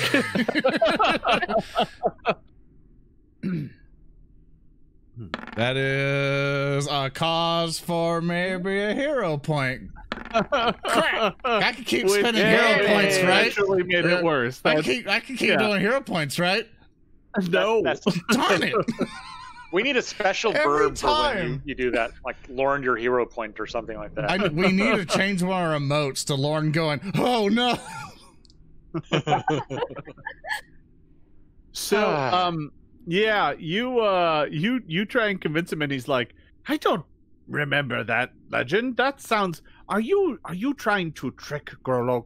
I'm not trying to trick you at all. Watch and witness the truth. The spirit of Droskar, the steward of his word, come forth." And I'm kind of like hand signaling the skull to appear, like right there, right in front of me. Come on now, right there. Let's start screwing this up. Grisfell pokes his head out of the skull real quick, and it's like, boo, and then pops back into the skull. I'm just like, "Don't you son." Go ahead. Grolo, for his part, goes, haunted. You see? Haunted. Not It's haunted. Not haunted. It is the steward, and he needs to be freed. I don't believe you. You brought haunted skull here. Haunted. You are haunted. he kind of backs away from you. It's not hot. You know, grubs are awarded to those who free the steward. Grollo is just a thing, so what would Grollo know? You can be more than a thing. You can be more than a thing. Grollo skulks back to his room after you've tricked him and insulted him. Well, I tried, boys. I just kick up my feet and enjoy my sentence. So 4,300. No, wait. All right. So And I'm dead. What? You only have 10 years left in you? Yep. Just right out the door. All right. So Not opposed to it. yeah, this is great. So you are all taken back to your cells. A second, one second, Jason. There's one thing that I wanted to try, which is when we're about to be finished up, I'm going to stack all the bowls up into one stack. But in the process, try to palm it or hide one on me to take it back to my room, to myself.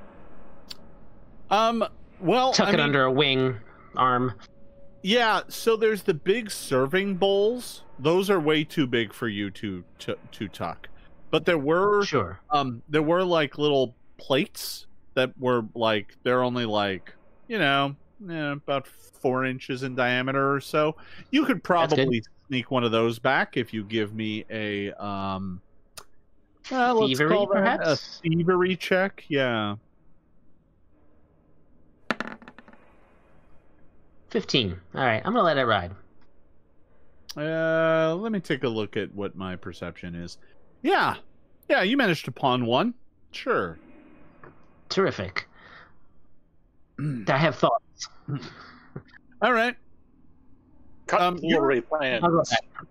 You're escorted back to your rooms, and one of the guards grabs a small plate with grubs and takes it down here and slides it into the room. The dwarf, and you now get a better look at this figure. This looks like a dwarf, not a Duergar. Rosy colored skin, reddish hair, although it's kind of hard to tell because it looks like his beard and hair on his head has been shaved off of him. He comes up, picks up the bowl of grubs, puts it back through the bars, turns it over, dumping it on the floor, and then goes back to his corner. Grub dumper. Grub dumper. So the guard just leaves it and just walks back. Jason, I have another question. Yeah, sure. When the guard takes us back and it obviously has the keys, does it look like there is a single key for the area or like lots of little keys? Lots of keys for one. It's just one key. Okay, cool. That's good. Yeah. He just has one key and he goes back and locks all of your cell doors. All right. Well, the guards leave you in your cell for the rest of the evening, and you're all able to get some sleep. If there's anything you'd like to do other than just rest, we can address that now. I'd like to try to cast a soothe spell on myself. Sure. I'm assuming you're not going to do that while standing right up next to the bars. No, I'm going to go back near that gnarly, nasty, gross bed. It is really gross. It kind of smells too. It has a very, very faint smell of mildew and fungus. So here's my plan. I'm going to cast Soothe to heal myself, and then if I get away with that, I'm going to cast Prestidigitation to clean that bed up. Okay. You think to yourself that if you clean the bed too much, you may not be left with a bed at all, but you can try. That's fine with me. So Soothe first off. Gets me 8 healing, 8 hit points back, which makes me feel much more confident about any sort of hootenanny we might be getting into the next day. Let me do a thing before you get too far there. He's doing the thing. He's doing the thing. Just a thing. I'm just doing a thing. Oh. Don't worry about it. It's just a thing. A thing. Nothing happens. Nobody comes to bother you. You about apparently that? got away with it. What about that thing in the cell? I am emboldened by that, and I will prestidigitate the filth off of my bed. All right. You go and then prestidigitate the filth off of your bed. Oh, let's see if anybody Speaking of notices that. prestidigitation, am I reading this right? That we can make an object of negligible bulk? Do we need another object to make that? No, but the thing you make is like it's obvious to anyone who handles it that it's just like a bauble of magic. It's not. It doesn't have much substance to it. It's basically like you could make little balls and juggle them in the air, but no one's going to suspect that they're like finely crafted or anything like that. Couldn't it interact with anything else? Say a door and a lock? Oh, are you saying if you can prestidigitate and create a key? No, you cannot. That doesn't work. Yeah, no. That'd be way too powerful. Do the items we create with prestidigitation look like bad CGI from 1993 sci-fi movies? Kind of. Ouch. Yeah, they're a little blocky. Okay. Right. Colors aren't great. They kind of glitch in and out of existence. Can I use that to actually create a Sharknado then with my? Undoubtedly, yeah. Okay. However, when you do cast prestidigitate, this guard comes back here and is like, "Hey, what are you doing?" I am offering prayers to Droskar to hopefully appease him that I am being a good prisoner. He looks at you and he's like, prayers to Droskar. Well, let's hear them. All right, I will. Can I roll a deception check to make it sound like I'm doing the right thing? Sure. Yeah. You could try and bullet. There. Oh, Droskar, you're so brawny. Your thews make such news, and your eyes are so wise. Hail, Droskar.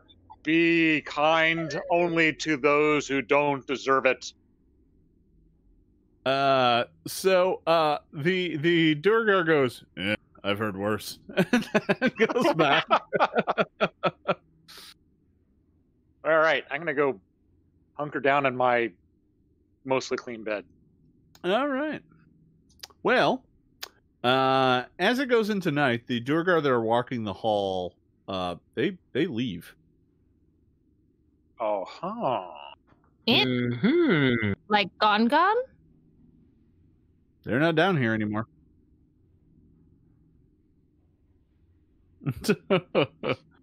I'm gonna get up actually and go look at my door and like kind of size it up. Is it the type of iron door that I could like wrench off of its hinges and throw across the hall, or is it actually? I mean, it's an iron door, so probably not. I'm getting overconfident by being the strongest person in the party.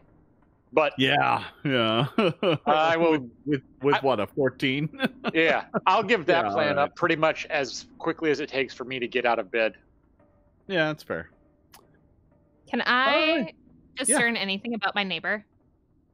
Other than he's a dwarf? Yeah, there's kind of a wall between you and him. You can't even really see him. I'm going to knock on the wall. It's like a gentle knock. Only Lorne and Shensen can see into his cell. And Lorne doesn't even have a particularly good vantage. You knock on the wall lightly, but don't get a response. Or at least not one that you hear. Hey, buddy. Hello? Is anybody over there? I'm going to come up to the wall there once I see Ilana's trying to get that fella's attention. Is he even reacting at all, or? He's laid down in his bed. He has the blanket pulled up over himself. He's kind of rolled up facing the corner, and he hasn't moved. This is a long shot. Can I try society to see if I recognize him as being like a famous missing dwarven hero? You can try. Give me a society check. That's not bad. Yeah, you rolled a 20. You know. That's not bad, I guess. I won't use a hero point to reroll that. Oh, you won't? Well, it's No. funny because the moment he walked up to the bar, you like the moment you saw him, you were like, "Where do I know him from?" And you couldn't really put your finger on it, and you've been sitting here puzzling about it, and you've come back up, and suddenly you remembered. He looks just like the face that's on the back of some dwarven money, Huh. but without his beard and without his hair. And all of a sudden you realize that is Prince Thorgrim. Huh. That guy's always getting thrown in jails. It's his lot in life. Yeah. So I'm gonna try to like seeing that there's nobody down the hall there. I'm gonna like, psst, hey, Prince Thorgrim. Psst, hey, Thorgrim. The bundle kind of moves a bit, and the dwarf kind of sits up, moving That's to right. the end of the bed, and he's like, "What do you want?" I want to get us all out of here. We have been sent to infiltrate this place, and now that we've infiltrated, we're here to bust you out. Shakes his head. I've been here 2 years. That's right. There's no And way we're out. we're here to make sure it's not going to be 2 years and 2 days. There is a way out, and we just all need to work together to Kind of- overpower these people. And okay. Well, He shakes we're his gonna. head. He kind of you're talking, and he just kind of looks at you with kind of now that you're looking at him, he looks really just kind of browbeat and defeated, and he just kind of shakes his head and Can I crawls try back into his bed. Can I try a diplomacy check to at least kind of maybe hopefully bolster him a little bit? You can Give him try. A shred of hope. 14. Yeah, it didn't appear to have much of an effect. He kind of crawls back into his bed and pulls his cover back up over himself. I'm gonna look across at Ilana and say, "That's Prince Thorgrim. I thought he was thrown in jail like 10 years ago, but he's only been here 2. He must be in a new jail." Well, Not sure, he appears but, to be the same victim of circumstances that we are. If we get a chance to help him, we will. But until that moment, let's focus on helping ourselves. Yeah, there's a number of folks in the Five Kings Mountains who lay claim to the title of prince and various noble titles. Prince Thorgrim is one such noble from a family in the mountains there. Shensen, the basics of this story, but he went missing several years ago, and no one's seen him since. Apparently, he's been down here the whole time. He's serving his It'll be- years as a grub dumper. Grub dumper. That's a new profession. It'll be great to add to the story, but let's make sure our story continues. Yes. I'm All gonna right. Yeah. try to look over at Roark's cage here, because I don't know if I saw him like pawn that bull, but if he's got like sneaky little shifty fingers, it's like, "Hey, Roark, can you pick this lock?" Not without my tools. But I was what kind of- thinking, What about with your beak? nah, it's too big. But I was tried? thinking of. And might I add, glorious? Yeah, try it. Thank you. Try it. You're very dexterous with it. It's not I need fine materials. I need Your beak is thin fine. wires. Give it a shot. No, thin wires. I'm not gonna be able to pick the lock with a beak. I'm not gonna be able to pick the lock with my beak, am I, Jason? Just peck at it. Okay, I just want to make sure. Hold on. I have they just want to thoughts see about you it. try. I half-heartedly peck at the lock with my beak. There, look, I tried it. Okay, it didn't work. I have a bit of a plan to attempt to maybe make a copy of the one key they have. If I can get some clay or whatnot into this plate that I've stolen, we could press the key into it, and then from there, I'm working on it. I do have actually a bar of soap in my gear.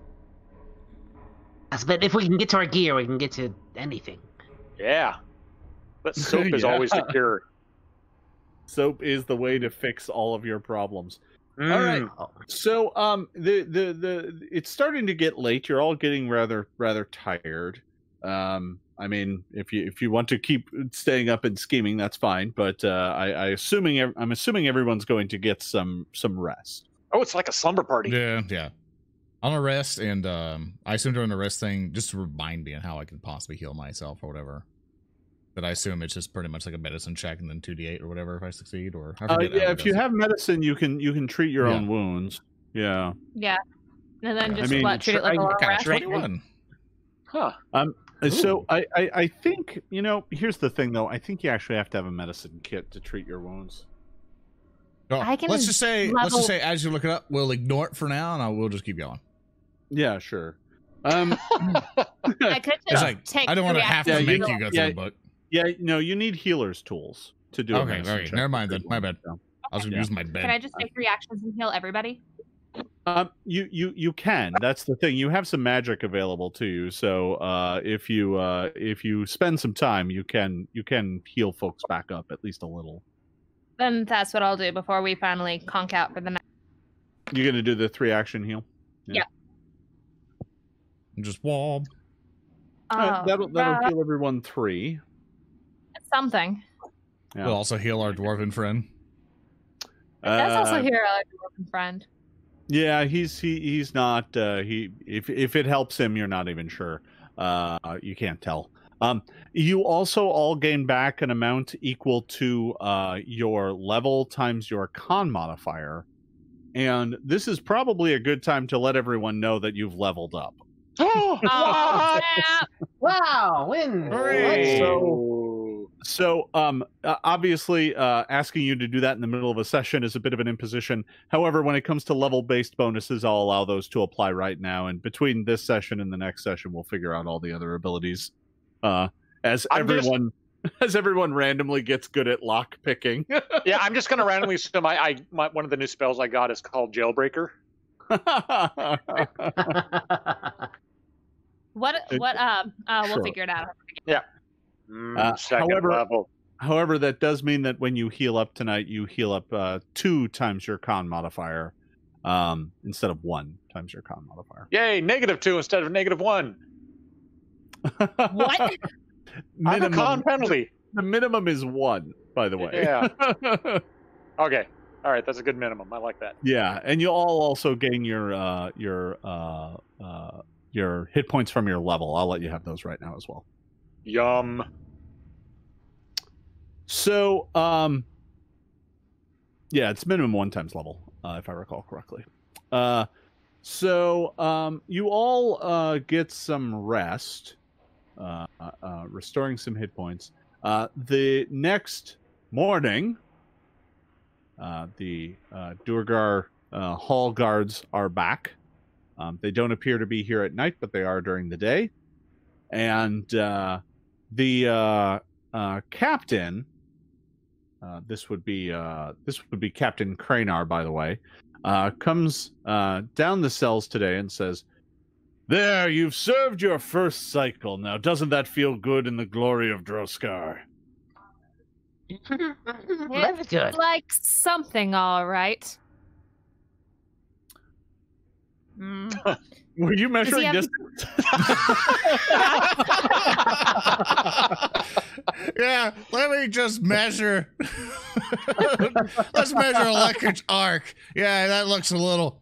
Yeah, we can't get a couple of you. You can't take my magic away.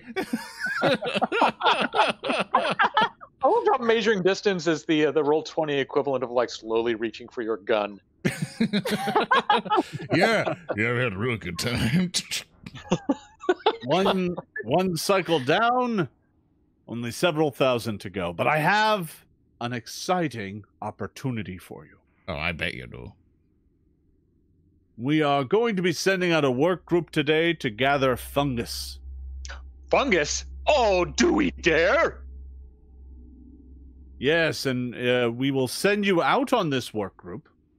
And if you successfully retrieve fungus for us, we will take 10 cycles off your sentence. Oh.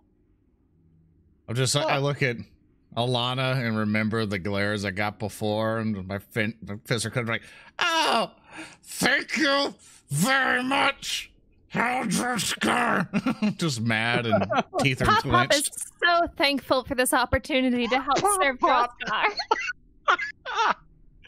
Oh, good times. Getting down to the end of the hallway, the captain looks into Thorgrim's chamber and is like, Your Highness, would you like to go gather fungus? And the Shensen, you can just barely make out the rude gesture that he makes. And he says, very well. What about the rest of you? Would you like to come gather fungus? Yes, please. I think Yes, this is a why euphemism of not? execution. It would be an opportunity. Very well. I will see to it that the guards come and gather you to go on fungus detail. Before he walks away, how much is he paying too much attention to me? I mean, some. Yeah. But, I mean, he's not, like, staring at you. I'm not going to risk it. Okay. I yell very loudly, going like, oh, woe is me! I don't want to go to the fungus pits, but my sentence is too large! Woe is me! And I start making a lot of noise and banging on the thing with my bucket and whoa. He's already too far. So I much get as so. far away from that noise as I can, which is 5 feet. He's already too far. Oh, that's good. For when we actually need that distraction, it won't seem weird that you're doing it because you're doing it so often. No, that's actually a good point. I'm just being serious. crying wolf the entire time. Yeah, exactly. All right. Well, shortly thereafter, a work crew comes and gathers you up, and they kind of escort you out of here. They put hoods back on you and escort you. Actually, sorry, they don't put hoods on you just yet. They do. You're taken up a few flights of stairs, which leads past a kind of lofty open area that has a balcony that looks like it looks out over darkness. And then they take you up to another kind of guard room where they put hoods on you and then take you up into the fortress. Soon after, you leave the fortress behind, and once you're back outside, they take the hoods back off of you, and march you off into one of the side tunnels. You've each been given a tool. It is sharp on one edge. It's basically like a dagger. To harvest mushrooms, and you've all been given a basket. Good. Of the other prisoners, by the way, Grollo has accompanied you because Grollo is very excited to help gather fungus. Bet he is. And you are taken...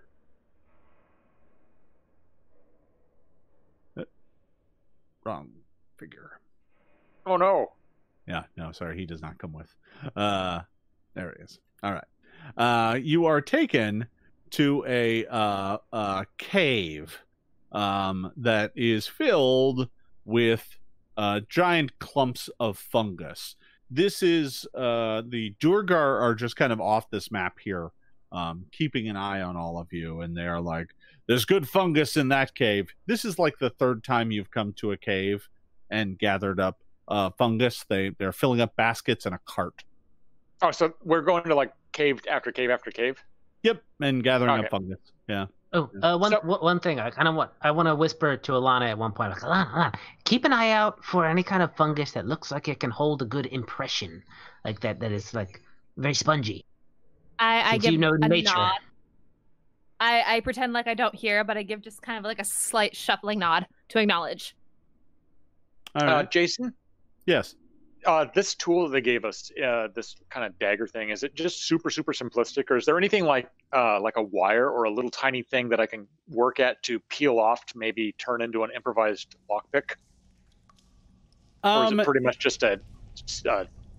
So it's basically a simple metal blade with the smallest amount of cross pommel, and then the handle is wrapped with like a sheet of dried hardened fungus. Okay. So there really isn't kind of like any wire or anything associated with it. Okay. So if somebody were it's to really replicate simple. it and it was tossed back in a basket, would they notice? Oh, like make a fake one out of like fungus that they wouldn't just look closely at. This is my fungus knife. I'm a druid. It's possible. They might not. They might not. So yeah, that's what you see. You are given a light source because they recognize that all of you can't see. There is a light kind of on the edge of this that they put up in a bracket, but you are given a light. So if someone wants to carry that, they can. I vote Roark carry the light. Sure. I don't have my shield, so. All right. So I'm going to go ahead. Did they give us back our gear? No. Yeah, No. so you don't have a shield, so. Do we have our... What was that? Go I'm ahead. gonna knowledge nature and see what I can see about this fungus. So yeah, go ahead and give me a knowledge nature check. One moment. 10, 16 total. It's underground fungus. I haven't seen it before. Yeah, I mean these are just giant clumps of edible fungus. You don't really see anything amongst them that is too like poisonous or anything like that. There's some that you probably don't want to eat, but most of them are edible. And even the ones that aren't terribly inedible. They're just probably unpalatable or don't taste very good.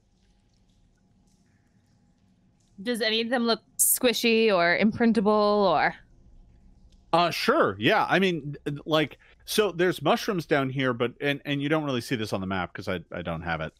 But there are like entire kind of sheets of just like spongy fungus. You're sure it's pretty similar to the fungus that your mats are made out of, but once it's dried, it's really kind of like a hard foam almost. Whereas soft and new, it's kind of spongy, right? Not quite memory foam. Oh, luxury fungus. Oh yes, this is the finest of fungus. Only a little bit moist. So if I were to take a rock and some of this fungus, could I maybe form it into something that looks very similar to our shanks, out of a better term? Maybe. I mean, don't know. it's going to require one hell of a check. Crafting, perhaps? Yeah, you could try. The guards are not paying particularly close attention to you. You're kind of just in this cave, and it doesn't look like there's any way out. So they're not exactly worried about you going anywhere. Crafting or survival? Survival would be to make something that's more functional. Crafting is to make something that looks like it's supposed to look. I think what you're actually trying to do is make a deception check to make something that looks, or maybe a thievery check, depending on. You're trying to make a forgery, basically, which I think is deception. Who has better deception than me? I have a 1. I could give it a try. I got a 4. Me or I got a 7. Oh, you win. Shensen's got the best one. All right. Can I try to do that? And while I'm doing that, can I also, all of these caves, I'm kind of like keeping an eye out, like for just like bits of trash or something that if somebody else has left behind, like just looking for like anything I can scavenge that can help us out in the future. Yeah. So there isn't a clear skill usage on this because it's not like you're trying to create a fake document, which would be society. Right. So I'm going to kind of go with deception, I think. But you're just trying to make something that looks vaguely the same shape as the dagger, or what are you exactly trying to do here? I'm trying to get a good sense. Pulling an old switcheroo. All right. Yeah, it's something that if we throw like three of our daggers in there, and one of them is a fungus dagger underneath them all. That it'll just kind of look like a stack of daggers, and we'll be able to keep one. And All right, so you hide it under my skirt sore and his feathers. Okay, so you're just basically trying to make something that's roughly the shape and volume of the dagger. It doesn't actually have to look like it much. Right. All right. All right, here we go. In that case, yeah, that's fine. Deception? Yeah. You're gonna need to go into the chamber and find some fungus, though. But Do you Here, have a I hero got point? it. Oh, Shensen, do you have a hero point? I bring back a mushroom that's like been squeezed twice. It's like, how about this? Try again, dear. It does not look like a dagger. Can I try again? Sure. Point, You need to kind of move around the chamber. By the way, our good friend here has moved off, and he's dutifully harvesting fungus. All right, I'm up here in this nook here, and 22. Okay, so you're focused on doing that. Shensen and Ilana, can both of you give me a perception check? Ooh, absolutely. 18. 22. So, Shensen, you're busy, carefully getting this dagger formed up into shape. And Shroom shiv. Yeah, that's right. Your shroom shiv. And as a result, you just barely spot the tendrils of fungus reaching out for you before What? they strike. And coiling down from the ceiling is like a series of tendrils, all made out of gross, bulbous, slimy fungus. And they're all reaching out for you. I have a very important question. Yes. Are these tendrils like maybe violet colored? Nope. Oh, good. Okay. Yeah. Carry on. Oh, okay. So at this, I am going to need everyone to roll initiative. Let's see. Where did I Oh hide that dear. button? I got better than Lauren. 25. No, I didn't. Ah, ha! Roark. Suck it. Damn it. Ugh. Jason, I also want to know, did they take our armor? Or did they leave that with us? They left you in your armor. They didn't seem to care about your clothing. Oh, Whew. that's nice. Let's see here. I got 2 Shensen in here. I've got 2 Ilanas. We can have And you two got Shensens. You That's have fine. the torch. 2 Lorns, but they both have the same. Okay. I have the torch. Okay. That's all I need to know. Spoilers. I really Oh. should make it so that the names don't appear. All right. Ilana, you get to act first. You see this thing coiling down from the ceiling, reaching out towards your friend. There is this kind of ropey bit of fungus reaching down for Shensen. All right. So first to appear not suspicious, I'm gonna God, we need some help. And then I reach back to Roark and go, pass me the torch. I'm gonna go ahead and roll a perception check for the guards here. Let's see what it is. It can be a natural 20, and they go, eh. Like, they died. There's less mouths to feed. Yeah, that's They weird. have to roll a. They'd have to roll a do we care check as well. Yeah. So, Oh, there it Can is. it- Oh, that took a while. Is that... yeah, well, they probably heard that. I mean, that wasn't a 1. They're not going to be too fast All to right. react, though. All right. So you shout out for the guards. And then I'm going to come and take the torch from Roark. All right. I'm going to go ahead and fix that problem. And would that be considered one action or 2? Moving and then grabbing the torch, that's going to be 2 of your actions. Okay, then I'm going to prep a spell and wait for my next turn. All right. Okay. That was Ilana. All right. The tendril reaches down for Shensen. No. Oh boy. What's that number, Jason? This is a 26. That would be a 26 to hit. That's not a crit. Which is What? not a crit, and it is going to do 7 points of damage as the tendril grabs hold of you. With its second action, it's going to grab you, and with No, its my third new hit action, points. it's going to constrict you. Gross. Take 5 additional points of damage for a grand total of 12. As All this right. thing grabs hold of you, the rope, the ropey tendril of fungus is trying to wrap around your neck and pull you up into its fungus mass. Ah, gross. Lorne, it is your turn. Oh god, this is vines! I immediately rush up and then catch sucking grass and grab hold of the vine. Don't worry, Shensen, this won't cause any problems. And I do sucking grass immediately.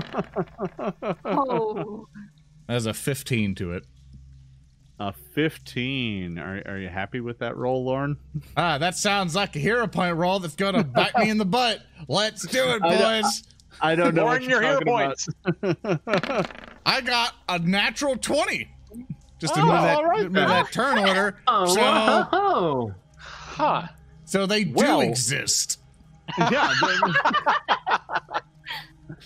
That is your electricity reaches out to the plant, and a number of its fungusy tendrils and whatnot scorch and blacken as the electricity crackles through it.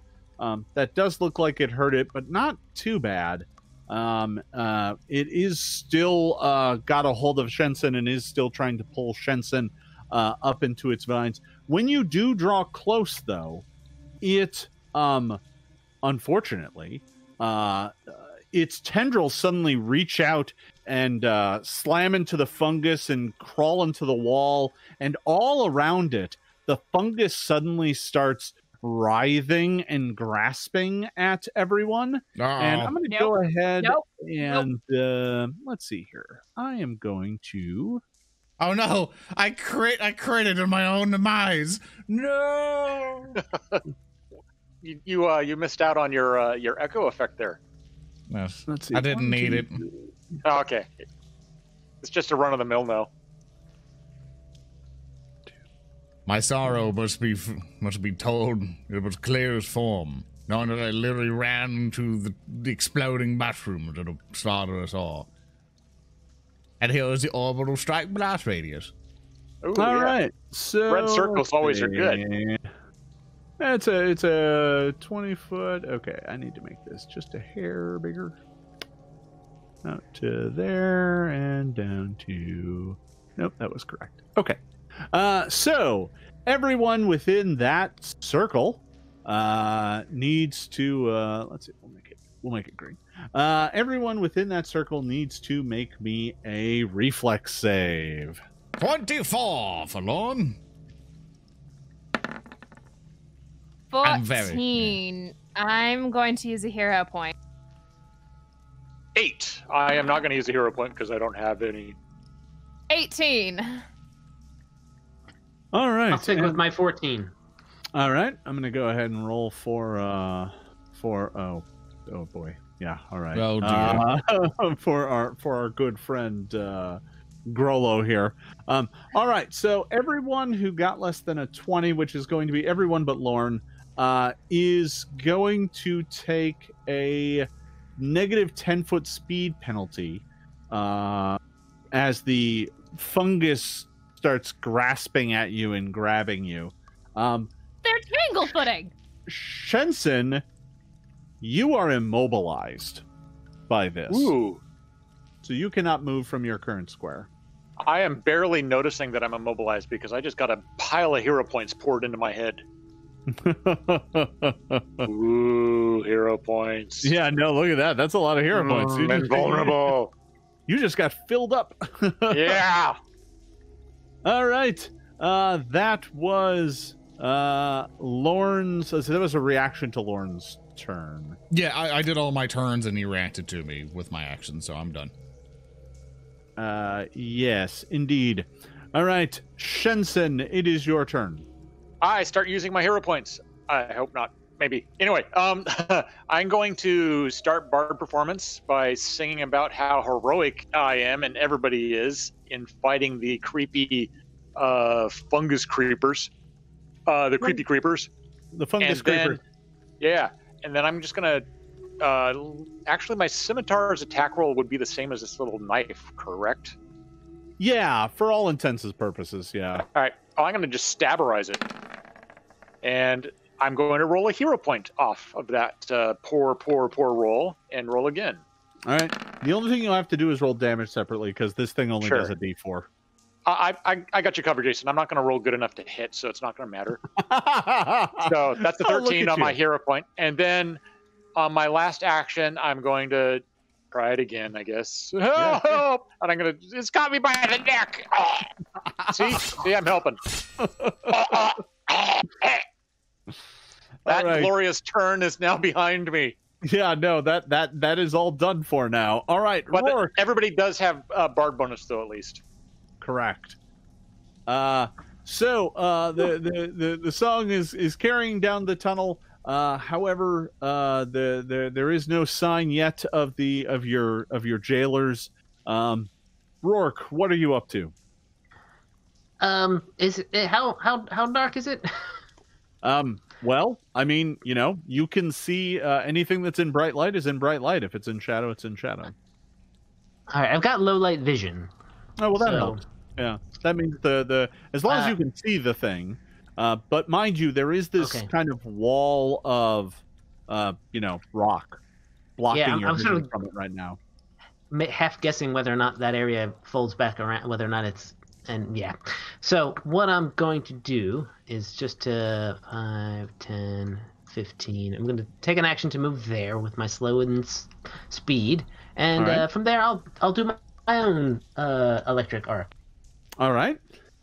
So you go ahead and do an electric arc. I will need to roll a reflex save. Yes. It is going to make the save, so it only takes half damage. That does scorch the plant a bit, but it does not look like that did too much damage to it. It is still desperately grabbing a hold of Shensen. Oh. At the end of the round, 2 of your Durgar jailers arrive, and they're like, What are you all about? Hey, look, it's the 2 guards to save the day. They're just Durgar this time. It's like different costumes in a play. If this thing kills us, it's going to be quite a bit of paperwork. Yeah, they actually look very frustrated. They're like, we don't have the forms for you to get in a fight. What are you doing? Do you have the forms for us to die? One of them looks at the other one and he's like, I'm not sure. Did we bring that? I should double check. And that's all they do this round. Ilana. More importantly, do you have the forms for diplomatic emissaries to die? They are currently checking their paperwork. So, Ilana, it is up to you. I'm gonna move over here. That's 20. Oh, you can't move through that wall. I can't go around all of them. Well, you can, but if you're gonna move that way, it's gonna be you would have to go from like here over to here first, and then back to here, and then over to here, right? Yeah. Okay, I was looking to go here and then around and in, but yeah, that's not happening. Well, you could. I mean, if you want to try and move through its space. No, thank you. I'm going to get close, though. I'm going to knowledge nature it to see if I can discern anything about it. Yeah, absolutely. 24. It's a plant. I know plants.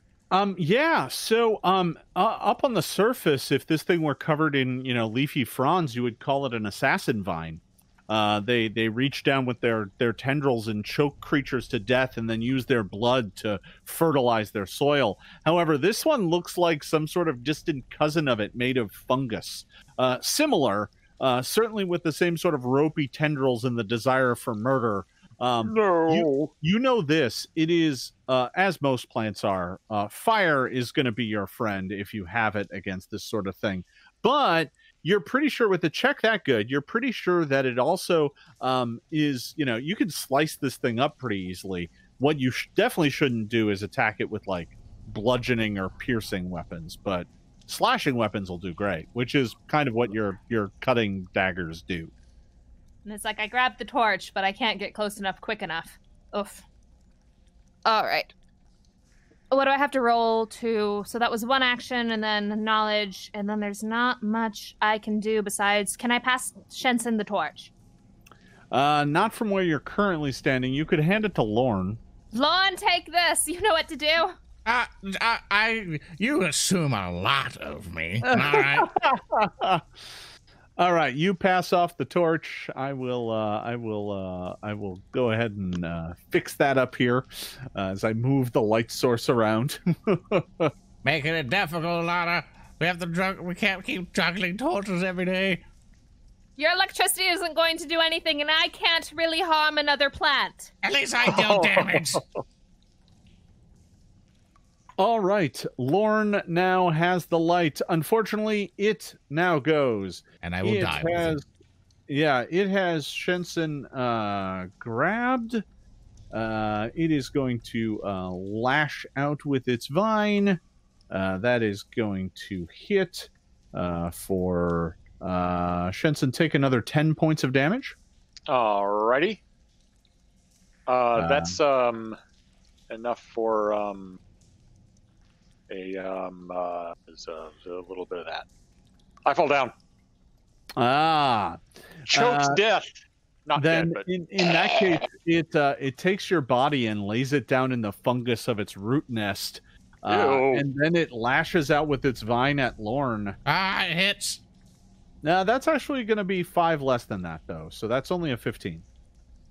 I gotta double check my. That's exactly my AC. Oh no. Lorne, you are going to... Oh, God! Well, good thing we fully healed, boys. I feel, in a rating of like out of 1 out of 15, I feel like a dead. You take up. 14 points of damage, but that is the end of its actions. All right. That was its turn. Lorne. Poke it with the fire, Lorne. I don't have fire. Electricity basically burns anyway. That's what I thought it would do. Use the torch, Lorne. That's it. Fine. I burn it with the torch. You do realize I suck at melee, right? Fine. I will humor you. I swing thine torch upon the branch. And like trying to burn it. Yeah, sure. So basically I assume, because I didn't plan the melee in most of my life. A torch is a club, so it's a simple weapon. So you're at least proficient. So it's like a let's see, roll d20 plus. What's your strength? My strength is 0 or 10. So I have a 0 modifier. Okay, so yeah, you're looking at a roll with a +4 bonus. Let's see what I get. A natural 20! Yeah! There you go, baby. Burn, Vi! this is like the first time in Lorne's life he ever made a physical attack, and he's like, "Oh, this is a lot easier than I thought." No, I don't know why. Why doesn't everyone do this? Magic is so much harder. I'm getting flashbacks of like my father, who was like a famous knight, and he was like trying to teach me how to sword fight, and I got frustrated and never wanted to touch a sword because I got cut or something. And then like he's just like, "No, you're gonna be a failure of a son if you don't become a knight." Like, "No, Dad, I want to read books." And then at that point, it's now all coming back. It's all coming back at this point, going, "I know how to swing the sword now, Dad. Look at me, Dad. I know how to swing a weapon in melee." That got incredibly personal. So it's going to do a d4 damage plus 1 fire. Okay. Roll 1d4. Yep. You still get +1 from Bard until it comes to my turn. Yeah, so 4 damage. And that's just 1 turn. 4 damage plus the weakness doubled. You actually do some pretty decent damage to this thing. Good. And then for my final action, because I know I'll die no matter what I do with shield, I'm going to Acid Splash. All right. I'll cast Acid Splash right at it. Yeah, great. So, your club slams into it. The fungus burns and snaps and pops, and its tendrils kind of retreat. But it is still up and fighting. You're going to go ahead and cast Acid Splash at it. Yeah, and I know it's not a specific chat. It's just that building backstory. And do I dare? Do I dare? Nah, that's gonna miss. Group, do I need a yes or no for a hero point? You look inside yourself. You know the truth. You know you need to roll again. Yeah, I know. Boop. Dad would want you to roll a new die. Let's roll again. Wait, that's a 23 minus 5. Dad knows what's best. That is going to hit. Excellent. That's 7 acid damage. That's even with the penalty. So, and then now chat gives me hero points. Thank you. I'm full up now. Thanks, chat. All right. Yeah. So the acid Plus slams into the fungus. It burns and sizzles, but it is still fighting. Roark, it is your turn. We should talk about that splash, Peyton. You're taking a point of acid. Shensen's taking a point of acid damage. Here's one thing I've been confused about, because every single time I play with other people, the splash, I thought it was directed to where it's just you just direct it wherever you want in a way. No, the splash. Because I've been awfully confused on how this works. Yeah. So splash does 1 point of damage to everyone who's adjacent to the target. So that's going to do 1 point of damage to Lorne and 1 point of damage. I just go, Dad's so proud of me. Acid. And I immediately go down. And Shensen is dropped to dying too because of the damage. I'm sorry. I could have metagame it and take it all back, but it's too good. I have to stick with it. All right, Roark, what are you doing? I'm going to step over all the bodies of my friends. I'm just short. I'm still standing. For one movement to get to where Shensen is, because I'm slowed by this tangling. Then I'm gonna tumble through its space. Yeah, tumble through its space. Yeah. Crushes it. Yeah, no problem. All right, then I'm gonna use this this dagger. Yeah, go right ahead. With a finisher, a confident finisher. Sure. That's. I would clap for you for that awesome acrobatics, but dying.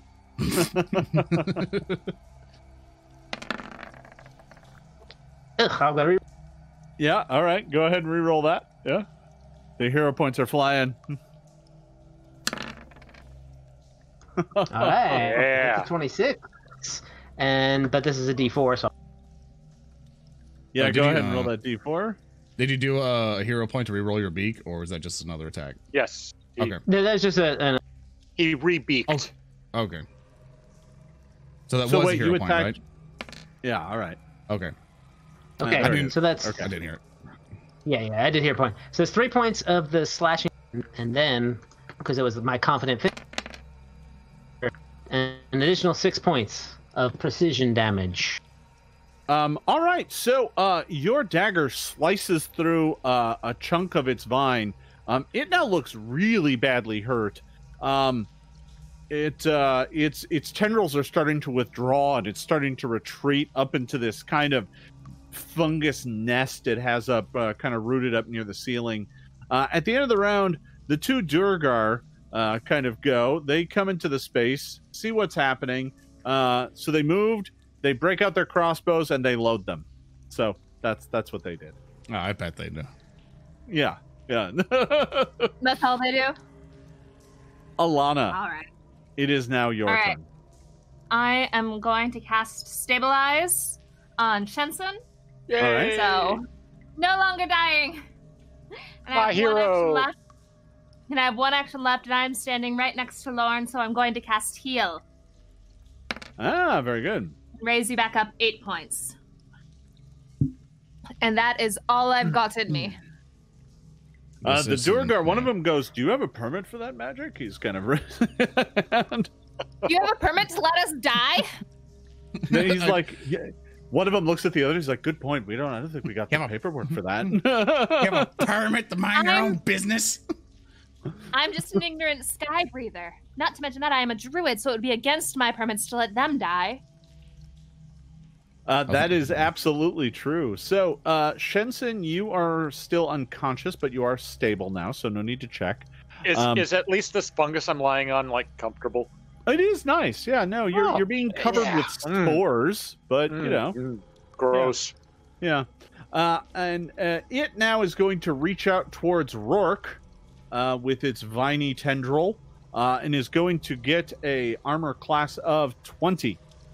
Yeah, that hits me.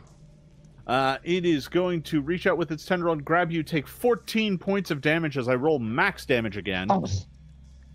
Oof. It is then going to grab you, and then it's going to constrict you. This is +4. Take 6. Is he down too? I'm still up. Okay. No, I'm still up. Yeah, more hit points. Yeah, that's right. Second level. More hit points.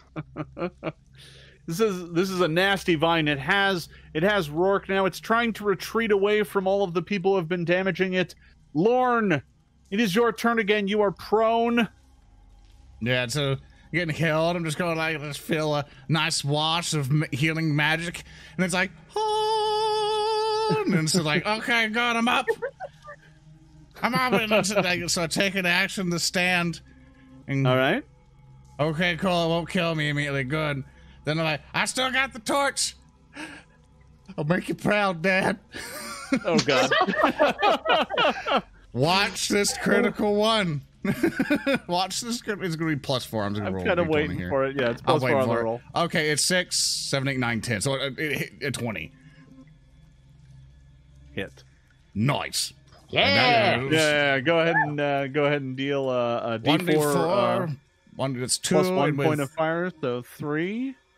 However, the fire does trigger its weakness, so it's going to take extra damage. You stand up from the floor, and for that briefest moment, while you were unconscious, you could have sworn you were sitting at your father's knee, and he was looking at you disappointedly as you were looking at your book. And, you know, as you began flipping through it and the magic began flowing through you, you thought for just a moment you saw him smile. And when you snap back to consciousness, grab the torch and swing it at the plant. Your torch finds its home, and the plant burns to a crisp. Yes! I made you proud, Dad!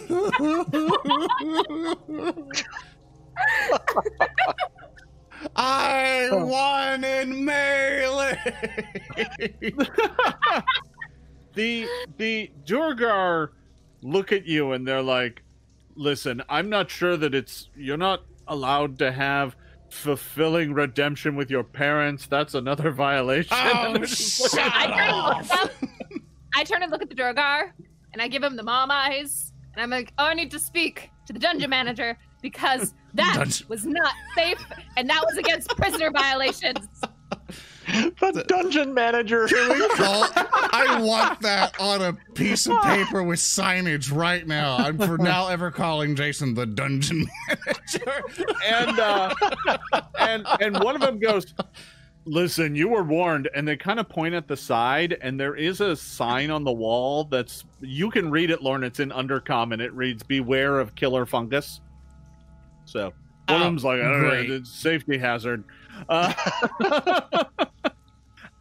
They gather you all up to escort you back to the dungeon. Shensen, they allow, you know, with the fungus that's in here and bandages that they provide, someone can do a medicine check on you. Ilana, do you want to do a medicine check? Oh! Yeah, no problem.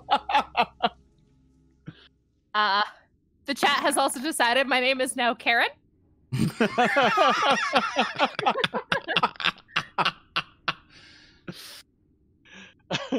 a 12. I'll take it. That's not my last hero point. Yeah, right. Roll that. Okay.